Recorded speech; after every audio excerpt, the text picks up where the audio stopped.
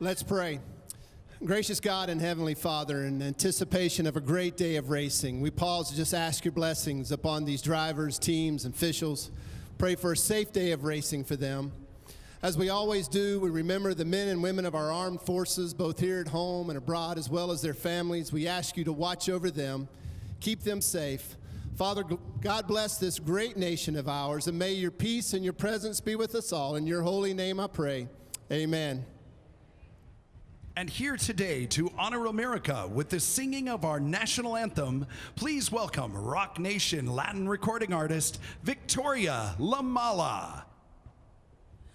Oh, say, can you see by the dawn's early light what so proudly we hailed at the twilight's last gleaming, whose broad stripes and bright stars through the perilous fight, oh, the ramparts we watched were so gallantly streaming, and the rockets reclaimed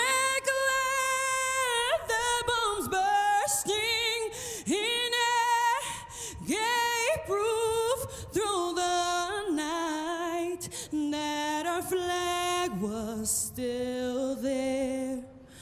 Oh, say does that star-spangled banner yet wave?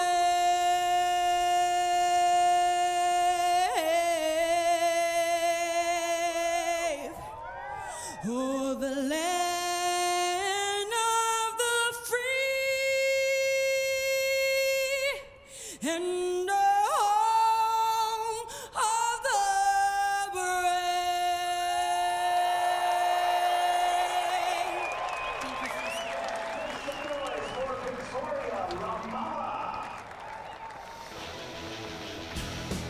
Might be a little cooler not to climb in the cars right now, but they have to, and the engines will fire when we come back to Vegas.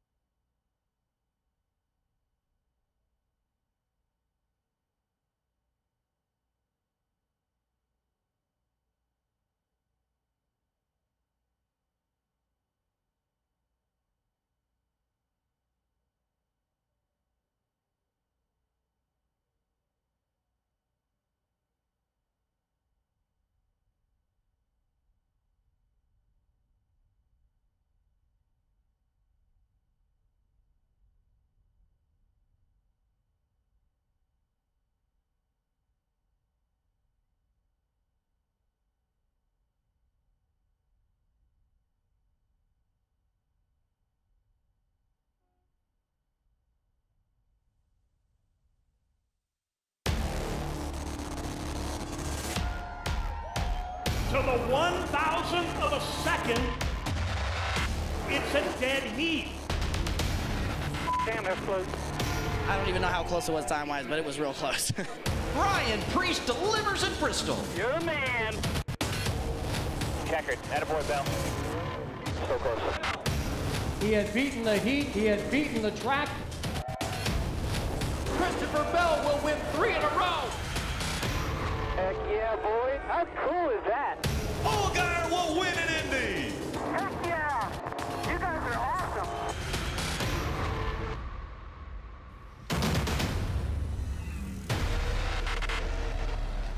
It's NASCAR Xfinity Series racing from Las Vegas. The DC Solar 300. And let's get right down to pit road and Dave Burns. Well, Rick, the odds makers have Elliott Sadler as a bit of a long shot to start things out today. Maybe that's because he hasn't won a race in nearly 2 years. But hold on, this is a veteran driver who needs playoff points, and this is the last weekend to earn them, the ones that'll carry him throughout the playoffs. He's about 20 behind in that category. I have that as a motivation in his race today, Parker. And Dave, Cole Custer and this 00 team have been excruciatingly close to winning races this season, multiple races. So as you see him on the pole, I asked him, is this one of the best cars you had all season? Maybe your best chance? He said, yes, this is one of the best cars we've had all season. We think this is our best chance maybe to get back in victory lane, Dylan. Well, Parker, after a season-opening win for Tyler Reddick in this bunch, it's been a tough summer. 9 finishes of 19th or worse. The last 2 weeks, though, they've righted the ship and have had 2 of their best runs of the year. A 3rd at Darlington and a 2nd at Indianapolis last week. The next logical step is a win. They're going to try and get their 2nd one of the year from 7th today. Marty? Well, a moment ago, Dave mentioned odds. Ross Chastain, 4-1 to win the race today, but earlier this week, he was 15-1. I asked him, did you bet on yourself? He said, no, I didn't put any money down. I'm gambling on myself just by being in the car today. Ross Chastain could make it to victory lane. Time to go gambling in Vegas. Let's get the engines cranked for the Xfinity Series. And now, race fans, it's time for those most famous words in motorsports. Here to give the command, please welcome today's Grand Marshal, President and CEO of DC Solar, Mr. Jeff Karpoff. Drivers, start your engines. You'll hear real quick. Fire up when you're ready. Bad move. All right, crank when you're ready. Good talking, Jenny. Strapped in and fired up. 40 cars come to life, getting ready for 300 miles in the Vegas desert.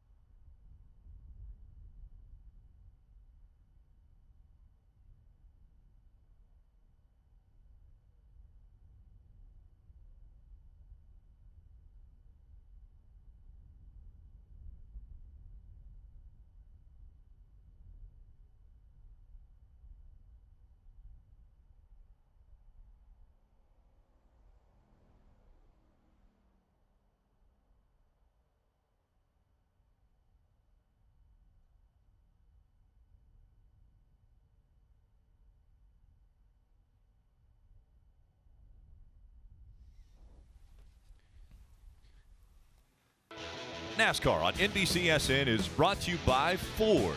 going further so you can. And by Credit One Bank, the official credit card of NASCAR. Second career victory. Christopher Bell hangs on in Richmond. He has beaten the heat. He has beaten the track. Heck yeah, boy. How cool is that? David beats Goliath. Oh, yeah, baby. Christopher Bell will win 3 in a row. Justin Allgaier is going to come from behind and win at Mid-Ohio. Awesome. Heck yeah. There's your Road America winner, Justin Allgaier. Allgaier will win in Indy. Heck yeah. You guys are awesome. And the cars getting ready to roll off of pit road as they have all come to life now. The engine's fired, and the starting grid will roll across this top of the screen. Cole Custer and Austin Cindric will make up row number 1. Back in row number 2, we want to talk with Christopher Bell. He'll start in the 4th position. Steve, let's dial him up. All right, let's see if we can car rolling. get him on the radio or listening right here. Let's get him rolling first. I don't want to be the guy that wrecks him on pit road before the race. That's never the most popular. All right, let's see. AC Bell, Steve Letarte here in the NBCSN booth. You got a copy, bud? Yes, I do. Well, bud, we talk a lot about mile and a halves, and I know they all look alike from the sky, but explain what's unique here about Las Vegas. Well, Las Vegas is one of the more enjoyable mile and a halves we go to just because you have options. You know, everyone talks about dirty air and stuff, but this is a place where you can kind of get away from it. If a guy goes low, then you can go up the racetrack and keep yourself in clean air, or cleaner air anyway. So it's one of the more fun places we go. You mentioned options. How quickly in this race do you expect to search around to the top? Well, I think the Cup cars and us even, we qualified, you know, up off the bottom of the racetrack. So I think pretty much right away the top will be ready for us. But yesterday in practice, it seemed like I could make better time running right around the bottom. So, you know, that's what's fun about this place is you got options. Man, I want to thank you on behalf of the fans. Appreciate you taking some time. You always put on a great show. We're excited to watch it. 10-4, thanks. Yes, sir. Christopher Bell has 4 wins on the 2018 season. The only driver with more wins in this field, the 7 of Justin Allgaier, looking for the regular season championship. Let's see if we can dial him up, Jeff. Hey, Justin, it's Burton. You with us? Yeah, Jeff, go ahead, buddy. Hey, man, I heard you yesterday talking about how important this race in particular is. Tell me why. Well, I mean, obviously it's the last race before these playoffs, so you want to get as much momentum as you can, but most importantly for us, it's all about this regular season championship. What Xfinity does for this series, and especially for this sport, is truly unmatched. And, you know, to be able to have an opportunity to go get that trophy, but also those elusive 15 bonus points, you know, that's a big deal for us. So it's a really important race. Obviously, a lot can happen here. It's hot and slick, so we got to go out there and do our job. But I think we've got a really good brand fresh agriculture Camaro, so I'm looking forward to it. Well, you mentioned how hot it is and how slick it is. How does that change the way you attack this racetrack? Well, I mean, I think we saw with Cup practice, you know, there's a lot of moving around. And, you know, typically here, even when it's cool outside, we can move around quite a bit. That's one of the beauties of here at Las Vegas Speedway, Motor Speedway. So, you know, we're gonna have to do our job today and execute really well. But this place is just so much fun for a mile and a half. It really allows some good racing. But you can get yourself in trouble because the speeds are so high. So, you know, no mistakes today, execution, and we got a good shot at hopefully going to victory lane. All right, buddy. Well, I'm going to do you a favor, and I'm not going to tell you how hot it is. We have the thermometer in your car, but I'm not going to let you know how hot it is. But have a good day, man. Stay cool. Good luck. Yeah, thank you, man. It's a dry heat, though. That's what everybody keeps telling me out here. So, you know, it's not too bad in here right now. The guys do a good job of keeping me cool. So we'll find it out all day and hopefully have a good shot at the end. And Justin Allgaier doesn't need to know how hot it is, especially when they're moving around the racetrack. A little bit of wind breeze going through there. We'll ride along with Justin Allgaier. He has the Chevrolet onboard camera, and you see that thermometer. We saw that earlier, over 114 degrees, as well as a 360 camera. You'll be able to spin all the way around, see anyone beside or behind Justin Allgaier. We're also riding along with Daniel Hemrick in the 21. He'll have to start at the back of the field after inspection issues, and he has the South Point Hotel and Casino on board, as well as the helmet cam, and that's going to show just how rough this racetrack is. The helmet bouncing around while he's going around this 1.5-mile track. Christopher Bell has the Toyota onboard camera as well as a side panner. This one is right on the right side of the car, just inside of that right side window, so you'll be able to see just how close they get up to the wall and how close the competition will be to them. And the 22 of Austin Cindric will have the Ford Performance onboard camera, has the reverse driver camera looking right back into the eyes of Austin Cindric, and we'll be able to see his hands and the movement that he will have to make to keep that car pointed in the right direction. And let's go for another update from pit road. We go to Dave Burns. And Rick, I'm down on top of the Peacock pit box for a reminder that today it's definitely going to be in play. Right down here, there's a couple of seats for Rutledge Wood and Dale Earnhardt Jr. to come down here and analyze throughout the race. They actually have a good view of the 2 car of Matt Tifft and the 19 of Brandon Jones, both coming from the rear, but they'll also be down here to analyze what's happening in the middle of the race. There's word that catering may have come this way too, so I think Junior's put in for the barbecue. He's put in a phone call for that, so we'll see what happens down here. And it's also got a nice breeze, but I understand, Parker, that the Peacock pit box is not the only place that'll be breezy today. It is not, David. Actually, if you look at down pit road, we've been talking about the heat, but when you look down pit road, you would not see a lot of the signs that we hang over the pit boxes because the wind is so bad. A lot of the teams couldn't keep those up there. They're just flapping around too much, so they've actually taken them down. So it's another thing to add to these drivers having to find their pit stalls without those signs up above the pit box. Dylan. Well, Parker, 1.5-mile racetracks obviously are a huge part of the NASCAR schedule. They're all different, but if you're off on one, there's a good chance you might be off on some of the other ones. It's been a month and a half since we've raced on a true 1.5 mile at Kentucky earlier this summer. The 21 team of Daniel Hemrick feels like they found some things there that'll help him today. That's good because he starts 35th and has some cars to pass. Marty? Dylan, you want to watch a show today? Daniel Hemrick among the 5 drivers who failed qualifying inspection, including Ryan Preece as well. So a lot of fast cars in the back. That's going to be interesting to watch today, Rick, as these guys start in the rear and try to make their way to the front. Yeah, Matt Tifft, one of those drivers that failed post-race inspection actually 4 times, so he'll have to do a pass-through penalty as soon as the green flag comes out. 3 stages. First stage 45 laps, second stage 45 laps, third stage 110 laps. About ready to get the green flag. Cole Custer spinning the tires on the inside, trying to go up through the gears. He's got help from Elliott Sadler. That was crazy how much he was spinning the tires. They're fairly new. Imagine how they're going to be on restarts on old tires. Very bumpy. Part of the racetrack down right along that white line, but Cole Custer, like he shot out of a cannon as he goes down the backstretch. Rick, you mentioned that 2 of Matt Tifft will have to do a pass-through. We'll expect to see him on pit road right here. And how about the 7? Working the top of the racetrack, that bright red and yellow Brandt car was working the top. This 3 didn't really give him a lane, Jeff, but he fought through. Now look at the momentum he carries off the corner. Yeah, there he is behind the 22 of Austin Cindric. Austin Cindric started second, but you know, on that restart, you can see he was spinning his tires as well, and he's falling back through the field pretty quickly. See Tyler Reddick on the inside moving up past Cindric. Now Justin Allgaier will look to the inside of Cindric as well. And Elliott Sadler is passed by Ross Chastain in the 42. So now Chastain, the closest to Cole Custer. Cole Custer looked like he was going to check out on this field, but Ross Chastain said, wait 1 minute. I am here to give you challenge. And he's got the 1 of Elliott Sadler, gives him a little bit of shove as they go into 1. I love the confidence of Ross Chastain just to jump up on the outside, try to get right there on Cole Custer. Almost had it, just couldn't quite pull it off. There's Matt Tifft getting back up to speed after coming onto pit road. And now Ross Chastain hugging that white line in the 42, trying to get by the 00 of Cole Custer. Oh, he's there. He got his right front fender, his left rear quarter panel. That slowed him down. Now it's a drag race to turn 1. Ross Chastain's going to take the lead. Chastain, will he hold on to the lead? Here comes the momentum once again. Cole Custer gets the door slammed on him. Ross Chastain in front in Vegas. Marty.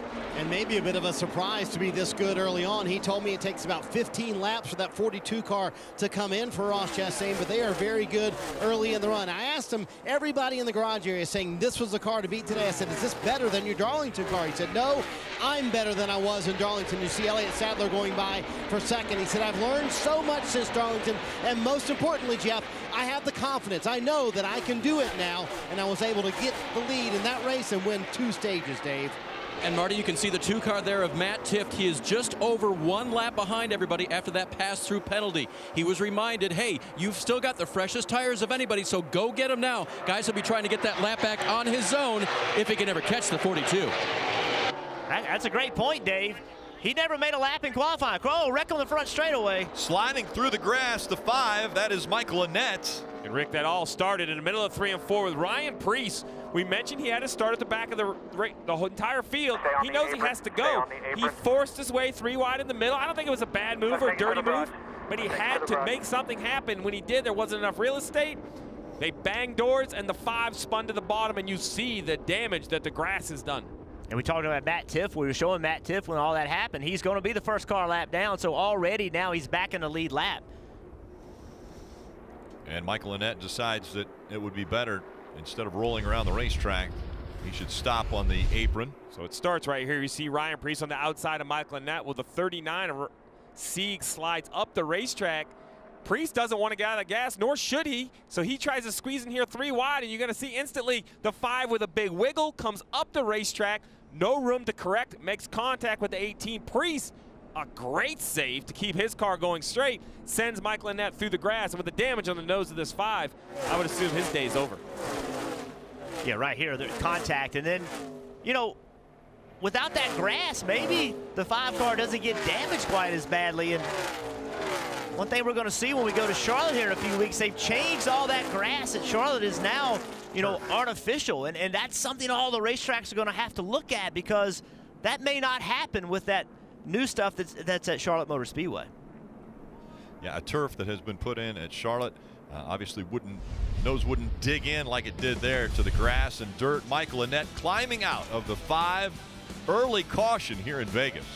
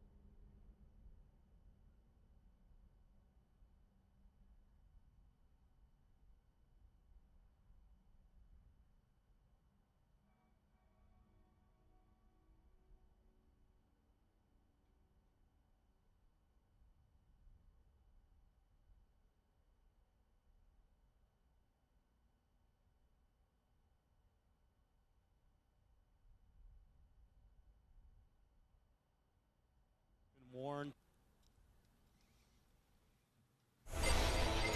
And catch all the action of NASCAR on NBC with the NBC Sports app. Get that anytime, anywhere. Alternate camera angles, driver stats, track information. It's all available with the NBC Sports app. When you come to Vegas, on occasion, there will be a little gambling, maybe some odds of who you think might win. Steve? Well, Rick, you see all the favorites, but I got 2 names. I got Daniel Hemrick right here at 9-1.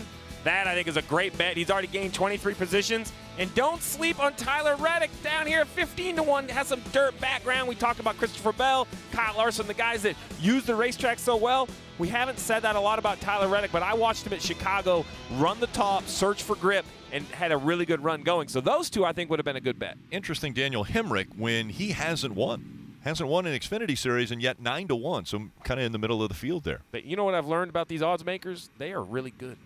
They are really good. They're very smart. Ross Chastain, race leader, as they continue to clean up on the front stretch from where Michael Annett went through the grass. And so they will stay single file.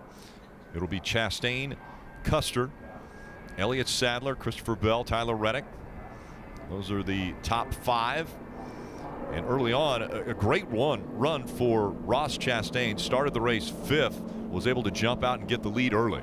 I talked to several crew chiefs yesterday in the Xfinity garage, and everyone I talked to talked about the 42 and Ross Chastain being perhaps the fastest car. They thought that's who they were going to have to beat. So I don't think the competition is surprised at all.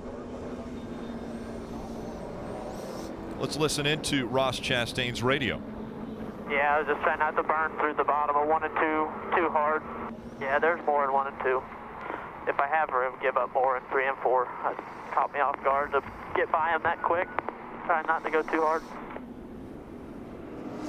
What's interesting comment about, you heard him say trying not to go too hard, and you know, we've talked a lot about how slick and hot it is out here, where you know that affects the tires and how much fall off there is in tires and how much speed they lose. And I think you have to be a little bit careful not to take off just full speed. You need to save those tires just a little bit. And remember, these are the tires that they qualified on, so they already have 3 heat cycles on them. So these tires won't be as good as the tires that they're going to put on later in the race. Marty. Rick, we talked about those cars coming from the back of the field. Ryan Preece among them. He gained 18 spots in the 18 car, but was involved with that accident a moment ago with Michael Annett, and they have a little bit of damage. This entire time we've been under caution. Pit road has been closed, but it's going to open this time. You're going to see the 18 dive on the pit road, try and fix some of that fender damage that he has from that contact. Not bad, but they just want to make sure that it's okay, because clearly they have a very quick car to gain 18 spots in just a handful of laps. Not too many takers making their way onto pit road. Ryan Sieg, one of them, Ryan Preece, the other. But again, it was Michael Annett that had the issue getting through the grass and getting airborne right there for a moment. And a lot of damage to the 5. His day is done.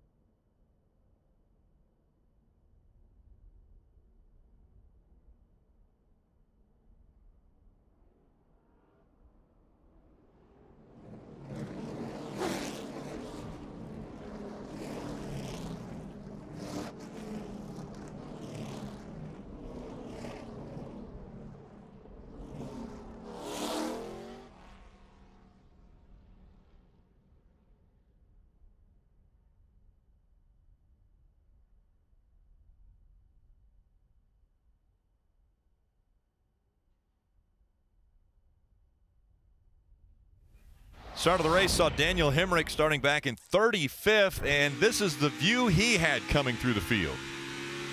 Well, he had to go. Only way to go is just pass them where they aren't. And that's what he did. Anytime there was an opening, he just drove his car in it. Really nice job. And now coming back up through the gears. On the inside, Ross Chastain in the 42. Cole Custer on the outside in the 00. Drag races, they go into turn 1. Cole Custer done a really good job kind of holding that 42 on the bottom of the racetrack. See if he gets into turn 3, if he can just pinch him off a little bit, make Ross Chastain turn that wheel a little more than he wants to. Ross just drives it in there, doesn't give him a chance. Ross Chastain back out of front. Here comes Christopher Bell in the 20.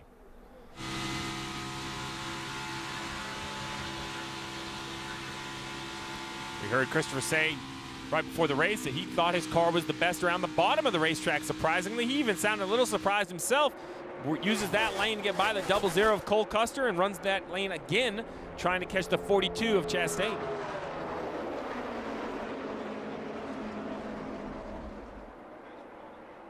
I bet Shane Lee, this is really his first mile-and-a-half race. He ran Talladega, Daytona, but that's not the same as a mile-and-a-half.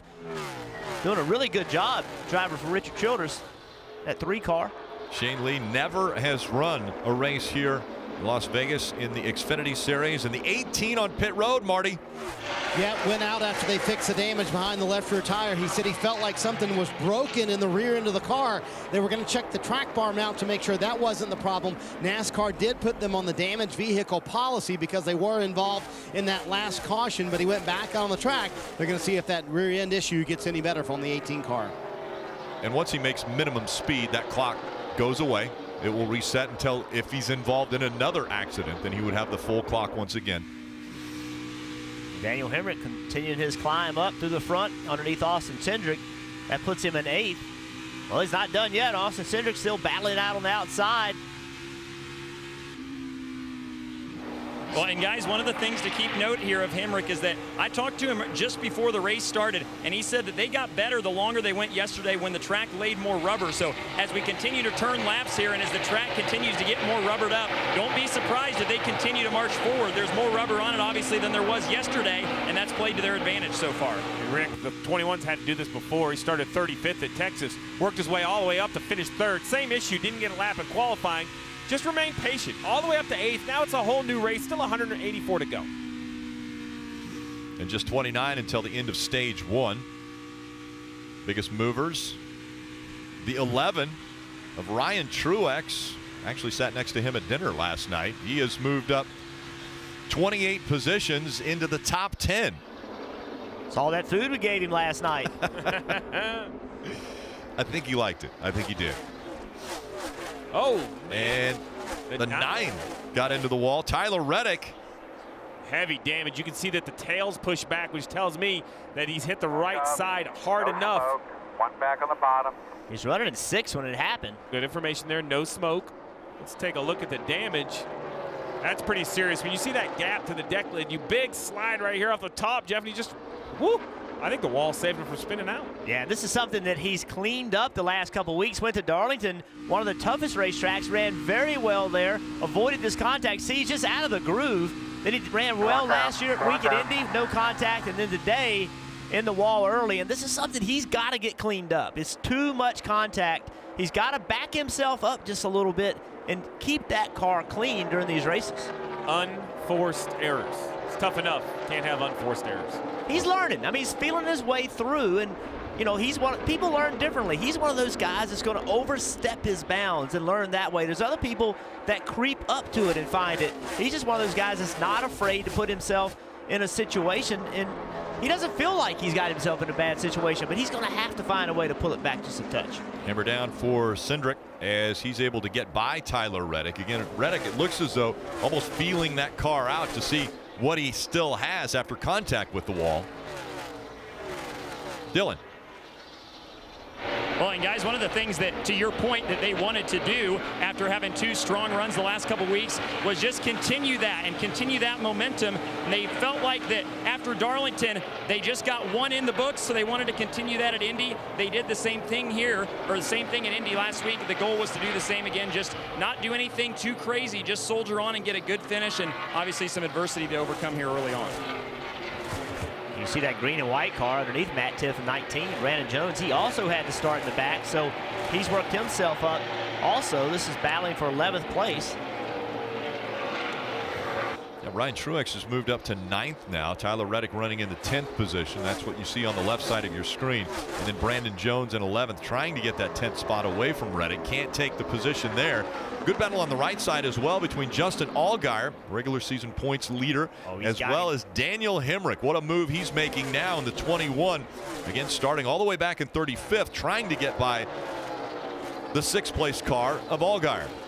What I like about this 21 is the last lap he was on the top side of the racetrack making time on the 7. Now he's on the bottom and looks like he's still gaining on the 7. I like a car that's that versatile, Jeff. Yeah, he's just certainly a little bit faster right now than Allgaier.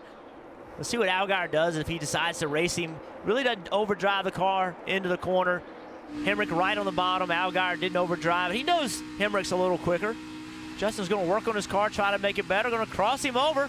It's going to put Hemrick on the top.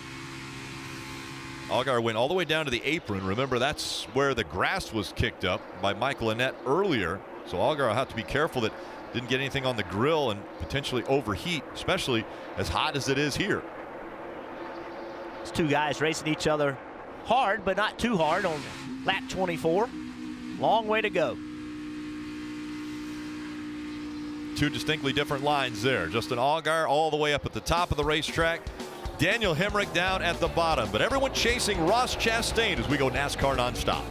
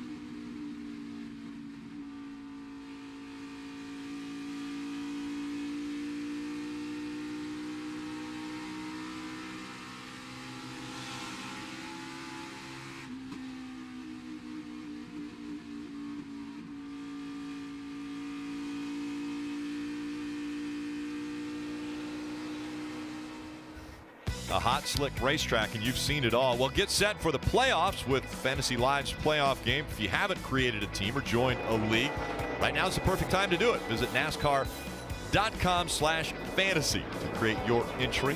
or set your roster and join a league today. We saw Shane Lee get sideways. We've seen Tyler Reddick get sideways a few times. Look at how close to wrecking this is. We entered high, like we keep talking about. It's the right thing to do, and just free on corner entry, and the wall kept him from spinning out again, and I don't think he has much damage. What do you think, Steve? No, I'm surprised. It's not much contact. And just for the record, the wall didn't keep him from wrecking. He wrecked. The wall just didn't keep him from spinning out. And what didn't keep him from spinning out, but I mean, what a save. And then behind him, the 9 of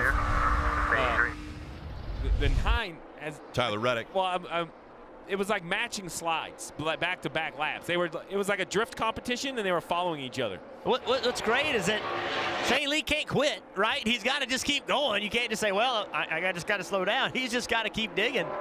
Jeff, they told him to just ride it out as the stage end is coming up, so he didn't make a lot of contact there. He did tell them during the first caution the car is really over-rotating. He's got a very free race car. And, Steve, they tried to make an adjustment, opening a valve that changes the NACA duct that's on the side window there. Have you ever found that to be helpful? It did look like it helped Shane a lot. Well, it's helpful. What it basically does is make the car a little bit more aerodynamically snug. Helps that balance, but you can see the 3 continue the wiggle, Jeff. You know, at this point, this is what it's about, getting experience in the Xfinity Series. Just manage it. 13 more laps. You know you have a guaranteed yellow coming up. So you heard Dave say car's over-rotating. So for those at home don't understand what that's saying, this is it. That means you turn the front of the car, and it over-rotates. The back of the car tries to turn more than the front of the car will turn, and that is over-rotating. And it's lucky that that's the only damage he got. Well, lucky he was close to the wall, just like Tyler Reddick. Both of them up near the wall, and the wall stopped him. They did wreck, but it stopped him from spinning all the way around. It was like a challenge. It was, if I can do this, can you? Yeah, I can. How about you? It was every corner. So there's been a lot of slipping and sliding behind the 42 of Ross Chastain, but Ross Chastain looks almost like he's on cruise control out front now. Christopher Bell is behind him, but 1.3 seconds behind him. That's Christopher Bell with 2 cars in between Ross Chastain and Christopher Bell. Marty? Yeah, no slipping and sliding for that 42 right now. He's led 31 laps, 11 to go here in stage 1. The number one question to Ross all weekend about this 42 car, are you nervous getting in? Well, under caution a moment ago, he was telling the team jokes. Here's what they said after that. I just get bored and like to tell y'all things. I got to find something. Yeah, I'm starting to figure that out. I'm alone in here. I got no friends. And I definitely ain't got none on this racetrack. We're all behind you, buddy. No friends on the racetrack. Jeff, I guess when you get in a car and you start leading a lot of laps, all of a sudden it's funny how no one likes you anymore, right? Well, this is supposed to be pressure filled, man. I mean, come on. But what's amazing, when you think about Ross Chastain, he won both stages at Darlington. He's leading this stage, 10 to go. Can he win this one? That's incredible. Like, he got a chance to drive this car, and in 2 of the races, potentially, it's not this stage isn't over, but potentially he won every stage he had a chance to win. That's pretty remarkable. And Jeff, it hasn't just been once he has gotten into the 42. I think a lot of people have seen the talent level of Ross Chastain when he was driving the 4 earlier this year, and that's why he got the opportunity. Chip Ganassi, after the Darlington incident where Kevin Harvick said, well, he's probably not going to get more opportunities after what he just did there, Chip Ganassi went all in afterwards and said, you know what, I think he's going to get more opportunities because of what we saw and the talent that we saw in the driver of this 42, Ross Chastain. And Rick, the thing is, it's not only that Chip Ganassi giving him this opportunity. You know, there's a lot of pride for Johnny Davis Motorsports, who's the 4 car that he drives for most this season. I spoke to Gary Cogswell the other day. He was kind of the general manager and maybe the crew chief a little bit on the 4 car throughout this season for them.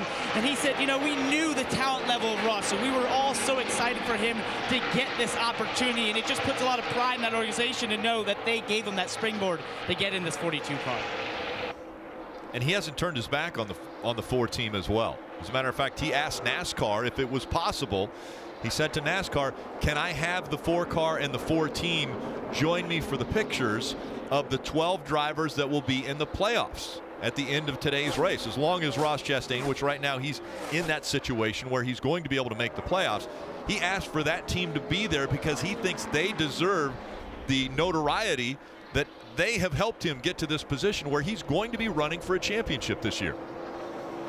Well, Ross Chastain, right now, there are a lot of drivers standing there saying, I can do this too. Yeah. Right? I mean, that's what this is. This is what the talk around the sport is all the time. Is it the car? Is it the driver? What is it? And there's so many drivers that just don't have a chance to drive for a Chip Ganassi or Rick Hendrick or Joe Gibbs. And, you know, what happens when you give them that chance? And everybody right now is pointing at that 42 car and saying, I can do that. Give me that shot and I can do it too. Well, he's going to have a chance to show everybody, because with coming to 5 to go, even though he does have a 1-second lead, I can assure you Christopher Bell, that second car behind him, that black car there, he wants this playoff point. It's very important for his hopes throughout the playoffs. Him, you mentioned it, and Justin Allgaier, so he sees as he goes to the top of the racetrack. He's trying to catch his 42. Now the 42's in traffic. Dave. Guys, from the back of the field, up to 11th is the 19 of Brandon Jones. And it's been a great run, mostly on the bottom of the racetrack like that. But credit crew chief Chris Gabehart, a veteran on this team, who told Jones, be sure to go up and try the high side a little bit. We want to know what you have up there. Stage break coming up, chance to work on your race car. As much information as possible is needed. A hot, slick racetrack as the 42 coming back up on the 18 of Ryan Preece. Preece moves up the track in front of him. That's going to hurt the 42. And you see that 20 is not going away. He's not quite in striking distance, but he's close enough that if he can get bottled up again, he might be there. 3 laps to go in stage 1. See Ryan Preece trying to drive back underneath. Just not going to be able to do it. He's 1 lap down, Ryan Preece. You don't want to be the dreaded 2 laps down. It's a much more difficult time getting back in the lead lap from 2 than it is from 1 lap. And the 1 of Elliott Sadler now making the move, trying to take 3rd away from Cole Custer in the 0-0. So while Ross Chastain makes his way out of turn 4 and sees 2 laps to go, the battle for 3rd. Now you tip the cap to Elliott Sadler in the 1. We'll see if Cole Custer can use that momentum from the high line and get back by. Tries the crossover move. And as they come up on lap traffic, Cole Custer through the middle of the racetrack will take 3rd back. Ooh, a little bit of a bobble there for Cole Custer. Has to catch it. And Elliott Sadler will get back by, but he'll put his hand out the window. And yeah, was that like, a hey, why? Man, what was that? Why, I'm better than you. I just passed you. And, you know, why are we doing this? And Elliott didn't like that very much, but you can't blame Cole Custer. It's, you know, final lap of this stage in. You need as many points as you can get. And there's the gap between 3rd and 1st. Almost a full turn as Ross Chastain, we mentioned Darlington, and the first time he was in the 42, he went out and won both stage 1 and stage 2. Well, the momentum continues while he's behind the wheel of the 42. He comes to the green and white checkered flag. Did you notice how he slowed down? Yeah, I was just saying the 18, he got one of his laps back. He slowed down, and that allowed another guy that you might have to deal with later. And Jeff, Ryan Preece said on the radio that was awfully nice of him to do that. He's lucky I'm not the crew chief on the 42. Would there have been some yelling? Hey, listen, this is a race. Every car, every lap, every position. Ryan Preece, I know he's had a rough start, but don't give him anything. He's a guy you want to keep down. Ryan Preece was running 29th, 2 laps down. But it's Ross Chastain who continues with the momentum behind the wheel of the 42, looking to make his way into the top 12 in the playoffs and have the momentum as they go on to Richmond. I'm taking my chances with all the odds in my favor. I'll lay my money down.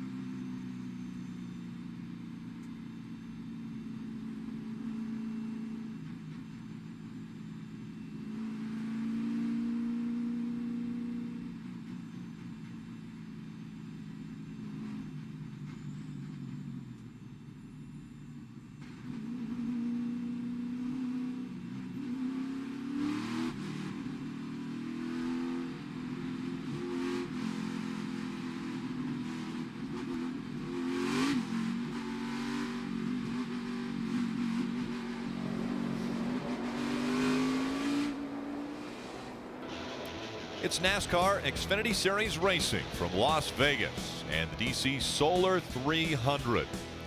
Stage 1 complete. Ross Chastain gets the win. Let's go to pit road and Dave Burns. Second place, Christopher Bell, and third place, Elliott Sadler, both need fresh Goodyear tires and Sunoco fuel. For Bell, he said it lost grip in the front, and that stayed there. Then it lost grip in the rear at the end. For Elliott Sadler, he was pretty happy with the balance of his car, just needed something from the grip jar. Looking for that now, Marty. First live action for Kyle Larson's Cup Pit crew for tomorrow. The revamped crew with Josh Appleby, the new Jackman. They're going to pit Ross Chastain here from the lead. He said the car was a little bit lazy, rolling the center in the middle of 1 and 2. That was his quote. They're going to put on 4 fresh Goodyear tires and no chassis changes, though. They want to make sure they got that grill clean, and that pit crew comes through. I believe they'll keep the lead off pit road, Rick. They will do just that. Ross Chastain able to hang on to the number 1 spot. The number 1 of Elliott Sadler gains a position, as does Cole Custer. Christopher Bell, a couple spots lost on pit road.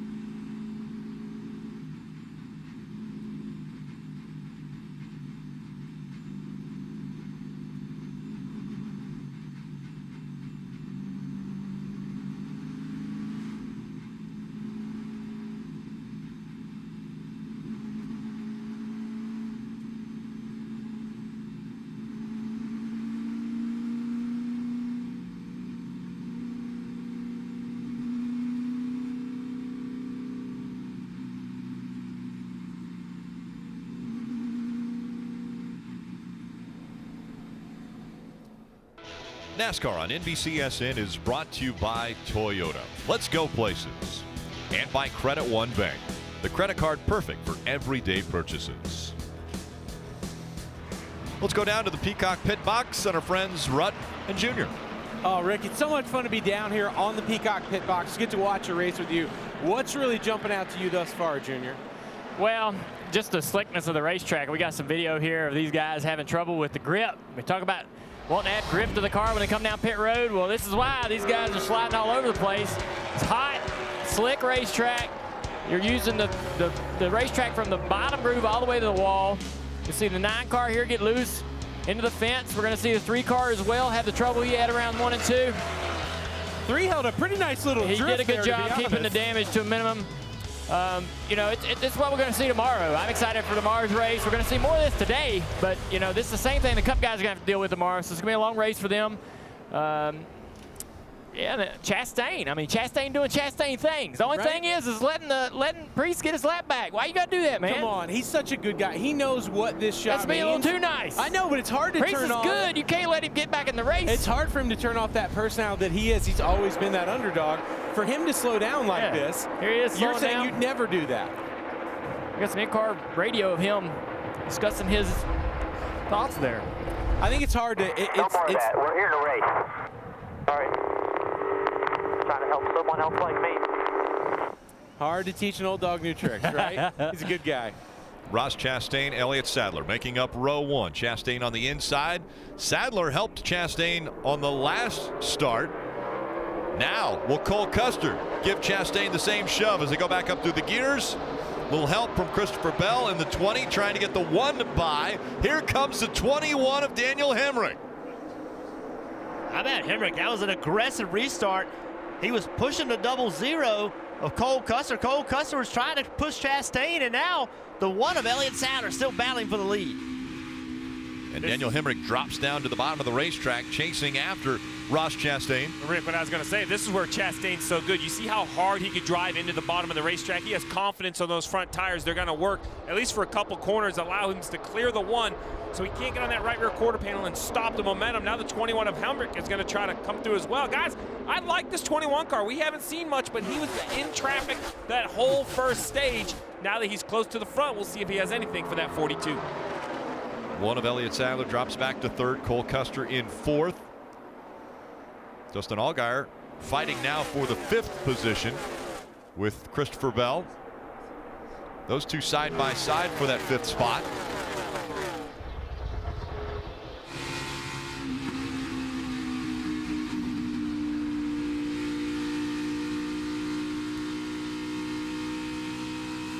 It's a great shot. You can see how much the cars are moving, how rough this racetrack is. Right now, the goal for Allgaier, he's got to hit his marks. He's got to be on that white line, not an inch off of it, right on it. And Christopher Bell's goal is to try to pull a little bit of air off the side of that car to get a run on the front straightaway. Nice run back by Allgaier, side drafting, pull back in front of Bell. Cindric now in the fight. Allgaier drifting up just in front of the 20. That opens the door, though, for Cindric. And that was all because the 7 moved up in front of the 20 and took the air off of the 20 of Bell, and then that allowed the 22. He's loose underneath Bell. How about that blue number 2, the 4th car there in the group? Remember, he had that pass through. He was a lap down, like the 3rd or 4th lap of this race, fighting back inside the top 10. And Austin Cindric still working on the 20 of Christopher Bell. Also coming into play, the 60 of Chase Briscoe. And remember, Bell was running 2nd when this caution came out, and now he's in 6th place. So had trouble on the pit stop and also not a very good restart. And Jeff, talk about the games that are played proximity left to right. So you see the 22 and the 20, about a car width between them, not affecting the air a whole lot. But now the 22 is going to try to come up, get right on that quarter panel. And then move away. That's right, then move away to try to get away to keep that side draft. Now the 20, what his goal is he got to push from the 60, and now he wants to try to pinch that 22 off, try to exit as low as he can, because Cindric's going to move up.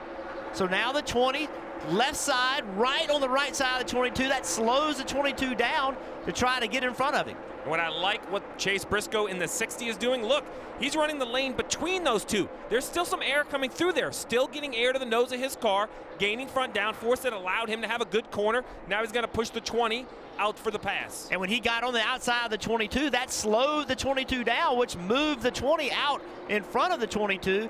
And now he's trying to do the same thing. He wants to get away from the 22 right now on corner exit. And Cindric wants to be next to him, get right next to him, then pull back away from him. And Christopher Bell, you know what he just feels like? You know when you're driving down the interstate and you're stuck behind 2 slow cars and finally one breaks free and then you have clear track?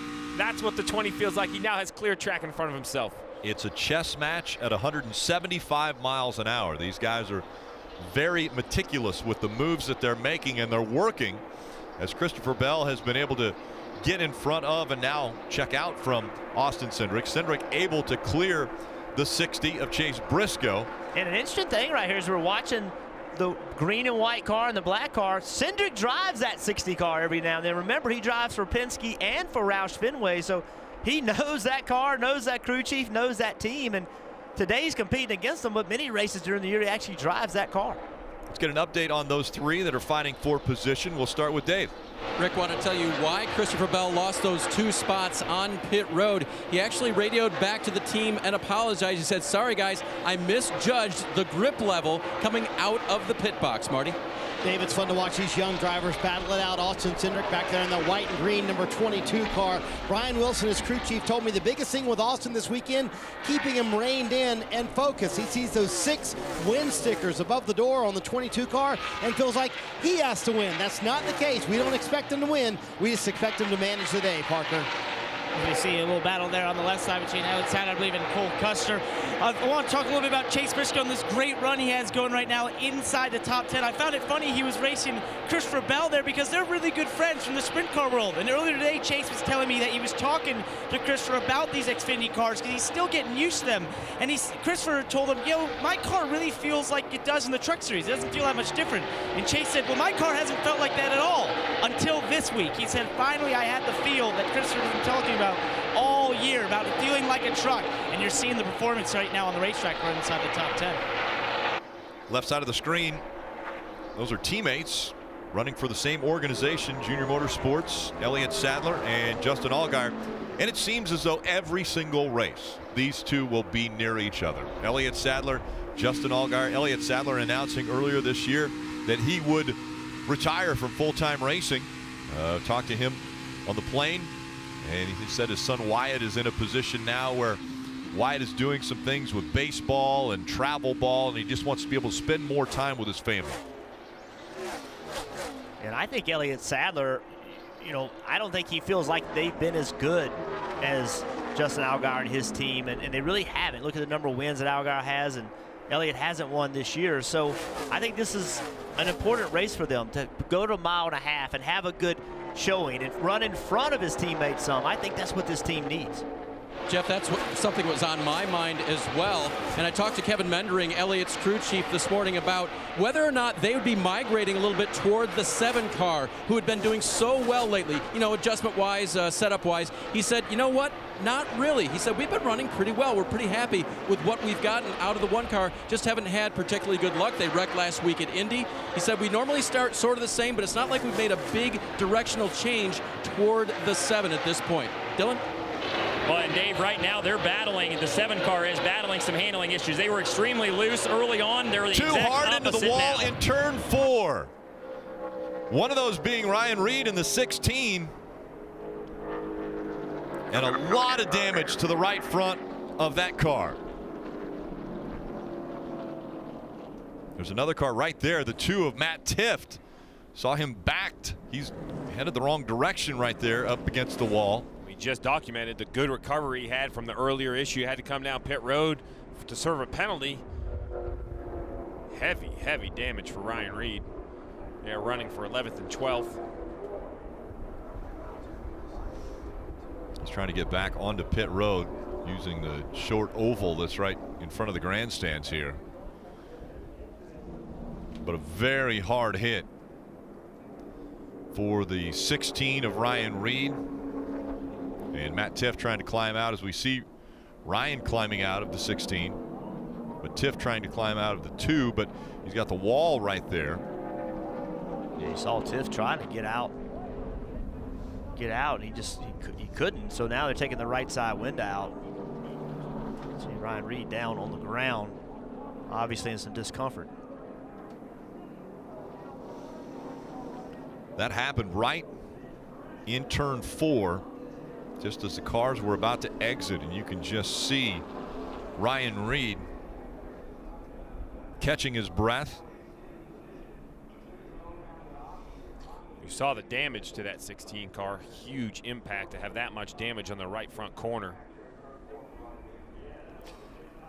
Anytime any drivers are involved in an accident, they have to make a mandatory trip to the infield care center, so that will be the first stop for these drivers. Both Ryan Reed and Matt Tifft. Tifft, they're still working as far as getting him away from the wall to get him out of that number 2.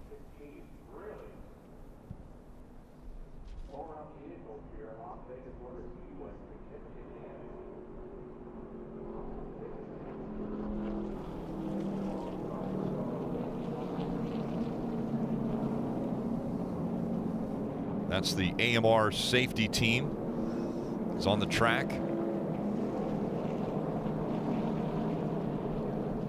He talked to me, he's okay. They just, you know, he can't climb out against the wall there. We're just listening to team radio there. So they're working on getting the 2 out of position where the driver can climb out, as he's doing now.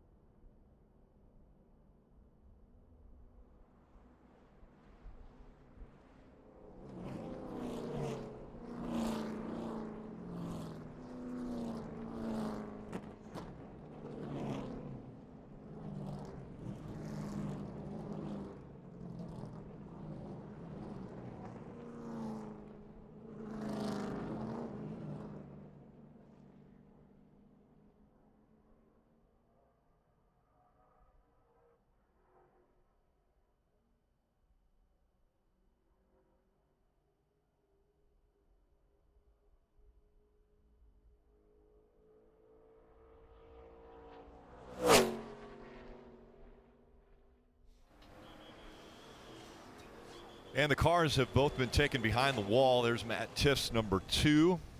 Let's take a look at what happened. It started with Matt Tiff. Yeah, we talked about how slick this racetrack is, and Matt Tiff gets loose and just loses the car, and Ryan Reed comes in and hits him, and look at those 2 impacts. Just solid side impact, Steve. Yeah, and that angle, you're going to see this 16 right here. It doesn't really get turned enough to hit with the front of the car that sometimes can crumple up and actually absorb some impact. That's right with the door. I'm fortunate enough to never been able to take one of those rides, but I've had drivers tell me, Jeff, that impact right in the door, you just feel it in the seat. Man. Speaking of drivers, we bring in Dale Earnhardt Jr. This happened really just off to your right, Dale, in the from the Peacock pit box. Yeah, I mean, it was obviously those are some really nasty hits. Glad to see both those guys get out of the race car. And, you know, Reed, there's a neurosurgeon at every racetrack, and I'm sure that those guys will be looking over these drivers once they get to the infield care center. A couple other things we can learn from this this crash is the trouble for Tiff to get out of the car. You know, and NASCAR will interview Tiff and look at if they're looking to see if there's some sort of issue there. If that car had been on fire or something, I'm sure that Matt would have been in a little bit bigger of a hurry and would have been able to evacuate that race car quickly. But you can never be fast enough. So there's some things to be learned from that experience as well. Just glad that both those guys are okay, man. That 16 particularly took a very, very hard high G impact at about a 30-degree angle there, and those are really nasty. And good to see him get out. Well, Junior, we saw the 2 spin basically on his own. We talk about how slick the racetrack is, but we can hear the wind just as you're talking. The flags are blowing. That surely is making these cars even harder to control. I'm almost certain that it had something to do with that accident right there. The gusts are what get you. I mean, it's not a steady wind. It's up and down, but it's very, very strong. And that wind in the door of that car in the middle of the corner can sneak up and surprise a driver. I mean, he obviously went around without much warning. No real ability to even save that. So that it's very windy down here. It's gotten worse since this race started. That's going to be trouble for those guys. It affects the cars a tremendous amount when that wind is directly across the bottom of the racetrack, up the banking into the door of the car. So we could see some more guys having some trouble with the grip and getting out of shape the rest of the day. And this wind probably is not going to die off anytime before the end of this race. Yeah, so that wind right now is blowing from turns 1 and 2, 2, 3, and 4, and that would actually make the cars drive better in 1 and 2, and it hurts them in 3 and 4 where we just saw that wreck. Carrying a little more speed down the backstretch and into turn number 3, and then through to turn 4. Up front now, Ross Chastain and Daniel Hemrick making up row 1. Ross Chastain on the outside, Daniel Hemrick on the inside, then Cole Custer and Elliott Sadler make up row 2. Elliott Sadler has put the bumper to the back of the 42, but right away Christopher Bell tries to check out on the outside. Down on the bottom, Cole Custer, a great restart, gives the 21 of Daniel Hemrick the lead. Well, the first time the 42 chooses the top, it will cost him the lead off turn 2. Daniel Hemrick gets that great start. This pushing is making me nervous. One of these restarts are not going to go this smooth. It's become an art, man. It's become what you have to do in these Xfinity races, Cup races, truck races. They drop the green flag. You have to push, and now the battle's on. You can see Ross Chastain trying to get back to Daniel Hemrick. Ross Chastain already has led 67 laps of the 71 that have been run. And Rick Chastain chose the top there because Elliott Sadler was the pusher. What they didn't count on was Christopher Bell jumping out of line, but Chastain going for the lead. On the high side, trying to keep that momentum up as they dive into turn 3. We mentioned the wind playing a role in 3 and 4, pushing those cars out toward the wall. Well, right now, side by side for the lead as Chastain just a nose in front of Hemrick when they cross the start-finish line, but Hemrick has battled back. Now to the bottom of the racetrack, Hemrick goes to try to hold off that 42 of Ross Chastain, but Chastain back out front. I love the confidence of Ross Chastain. He's not driving like a guy that has never been in this position before. He lost the lead. He immediately changed his line and went and took it back. He just didn't just follow Daniel Hemrick into the corner. He did something different, had the confidence to try something different. And I know that sounds silly, but for a guy that hasn't been in position to win races, to just say, you know what, this is what I got to do, and go do it and trust himself to do it, I love that confidence. Does the better car give him more options because he was able to choose a different line? He trusts his car, and his car obviously has the ability to stick. But, you know, a great race car with an average driver doesn't run great. You got to get everything out of it that the car has. And right now, that's what Ross Chastain is doing with the 42. Chastain out front, and Daniel Hemrick running in the second position. Let's go now to Parker Kligerman. He is at the Infield Care Center. Right, Rick, we're here with Ryan Reed, who was involved in that incident with Matt Tiff. First of all, nowhere really for you to go, and how hard a hit was that for you? Yeah, I haven't seen a replay, so I don't know exactly what happened, if he lost a tire, just, spun out or whatever, but that was a tough one. Knocked the wind out of me pretty bad. Right side was a little banged up, but I mean, I'm all good. Nothing broken or anything like that. Just be sore tomorrow. But thankfully everybody on our drive down A1C.com, Lilly Diabetes Ford Mustang, worked really hard this weekend. It felt like we were getting it better. Felt like we were going to be able to run the top 10 once we got the car a little better. Just it was cut short, unfortunately. Here's the replay over here where you've actually, it's a little late, where you've actually caught him there.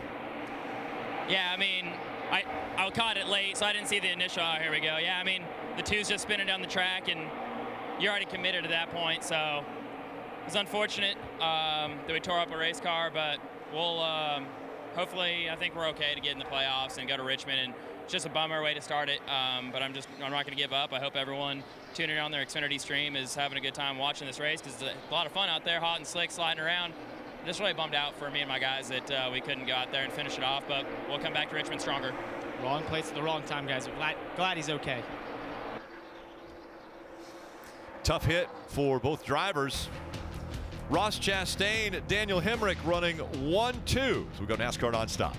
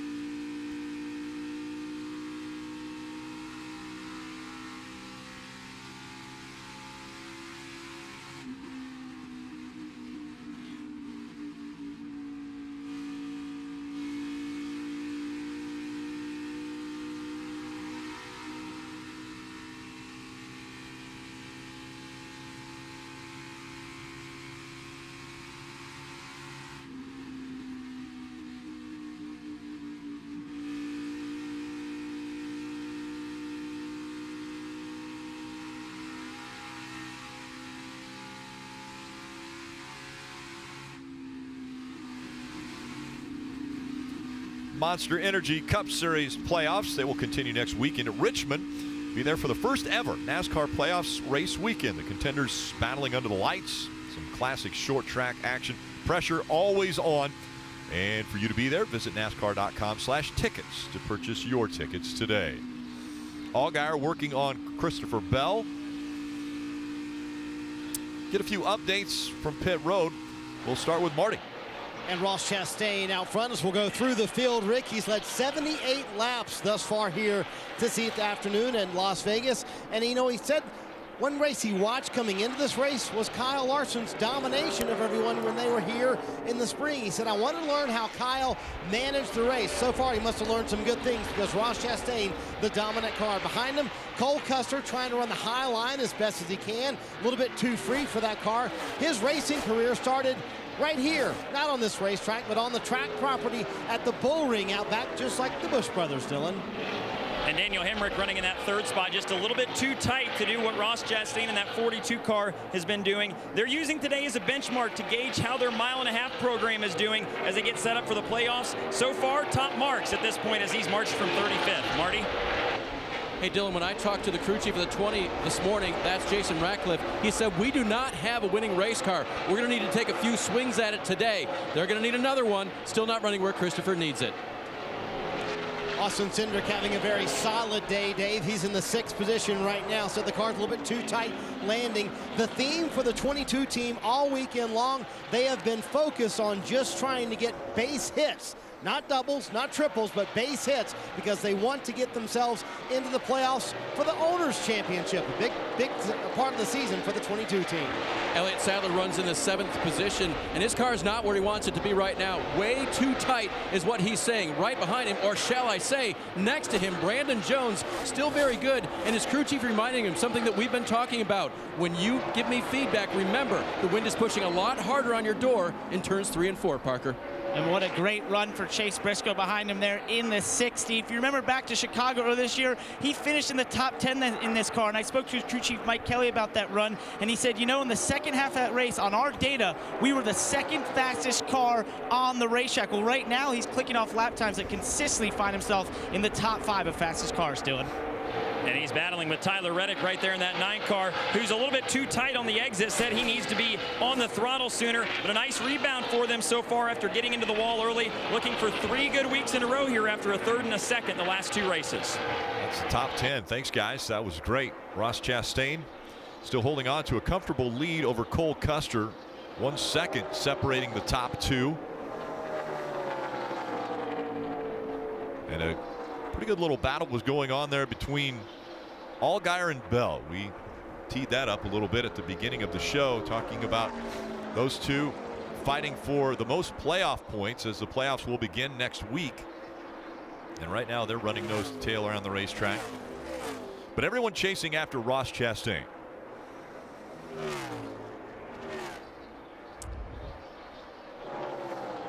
There's Austin Cindric and Brandon Jones. Cindric in the 22, Jones in the 19. 19 of Jones able to clear Cindric. It's been quite a battle between these 3 cars. See Elliott Sadler on the outside. These 3 have been going at it for the last 3 or 4 laps. Winding down, 2 to go in the stage. They were 3 wide on the bottom, the middle, the top, all over the racetrack. See Brandon Jones a little bit faster than Elliott Sadler, but he's had trouble getting by. And Steve, fuel hasn't been an issue in these first 2 stages, only 45 laps each, but in the 3rd stage, it will definitely become an issue. 110 laps compared to these 2 relatively short stages. Yeah, 110 laps, so it will definitely require a pit stop. So we'll get to the end of this stage right here. The teams will pit for the 2nd time, work on their race cars, fresh tires and gas, and then you have really a whole new race. That last stage, I'm a big fan of that long last stage. You're really going to have to make good decisions on top of the pit box. He's done it again. Ross Chastain has swept the 2 stages to start the race. He did it at Darlington. Now he has done it at Las Vegas. Cole Custer, Hemrick, as well as Bell and Allgaier in the top 5. Sadler, Brendan Jones, Cindric, Reddick, and Briscoe rounding out the top 10. So Ross Chastain now has led 86 of the 90 laps complete in Vegas.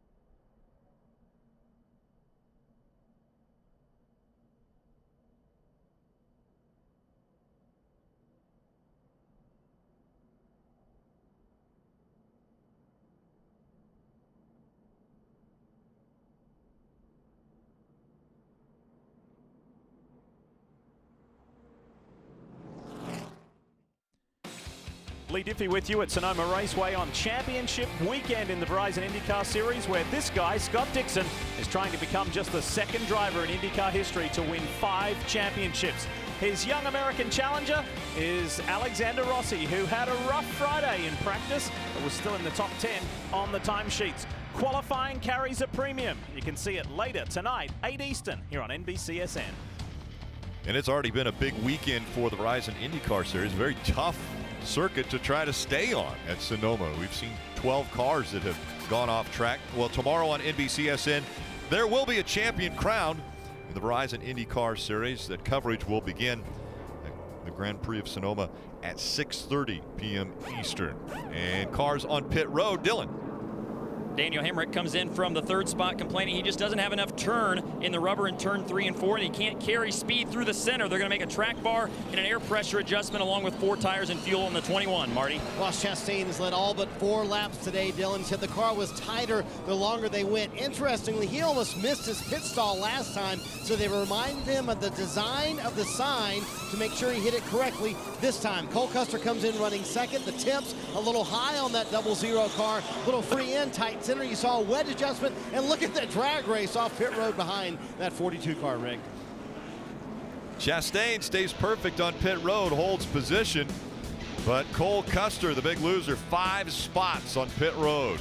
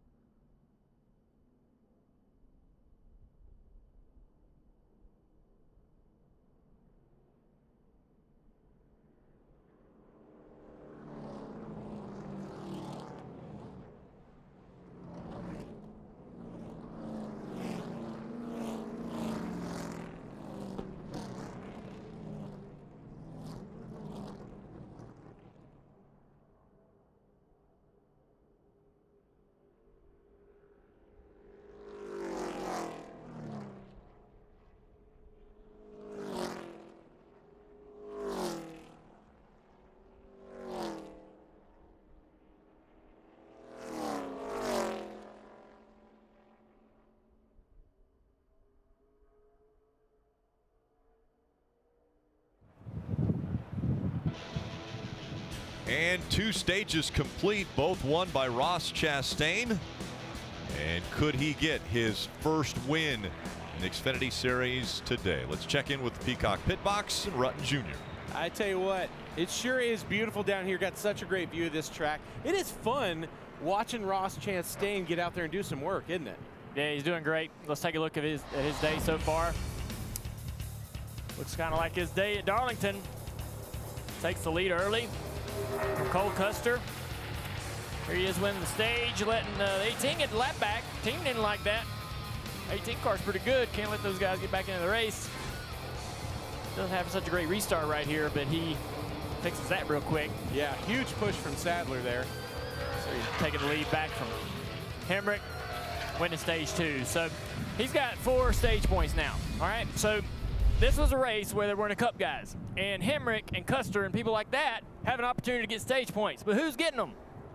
Ross Chastain's getting those points. If he can win this race, he's going to have quite a few stage points. I mean, this is really going to assist him to possibly knock out one of the big teams in the next round. You just don't know how this is going to work out if he can have a couple more good races. It'd be huge. I got to be honest. I kind of hope that Daniel Hemrick wins because the party at South Point would be so legendary. Brendan Gaughan would definitely dance on tables. It would be huge. Yeah. Ross won't be in this car in the playoffs, but with those stage points, he's going to have the playoffs. It'll be good. Yep. You mentioned the 4 stage points for Ross Chastain that he's already won. If he goes on to win the race, there's another 5 stage points, put him at 9. That'd be 3rd on the list as far as points as the green flag back in the air.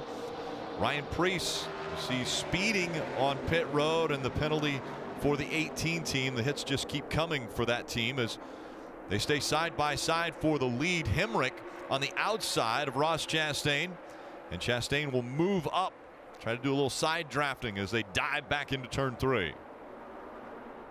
Hemrick's got his left front right on the right rear. That was really trusting Ross Chastain's car was going to stick.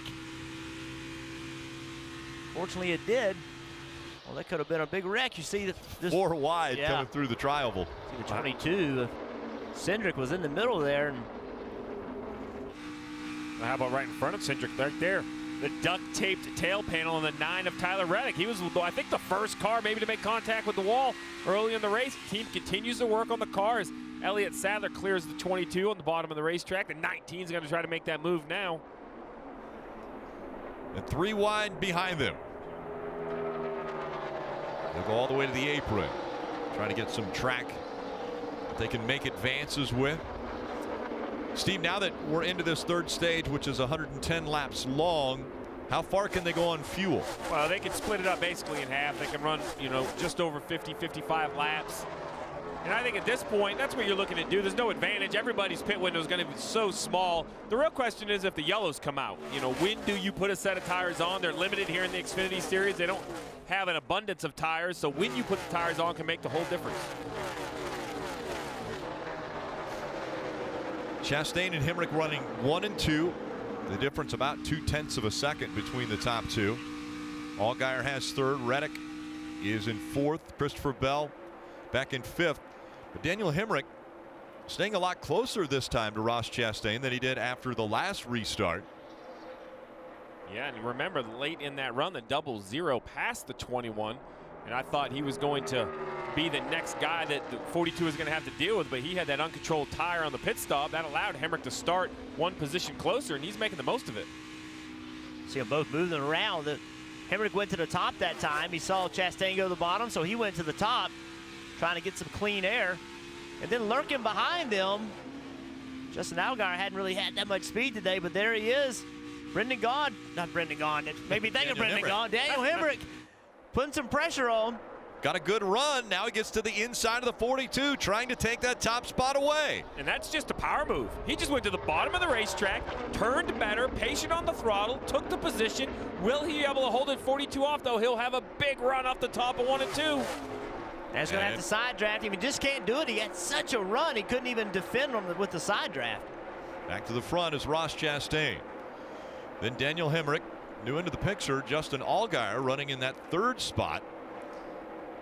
The 7 has come into the race lead picture now, running 3rd and just about 0.6 of a second behind race leader Chastain. To close the door in the 42, you're going to somehow have to get in front of him and shut the top lane off in 1 and 2. This is where the 42 is so good. It seems like coming down to 3 and 4, Jeff, the 21 running the bottom is decent, maybe as good or better than the 42 right here. It turns so well, but when they get to the other end of the racetrack, Ross Chastain just flies around the top of that corner.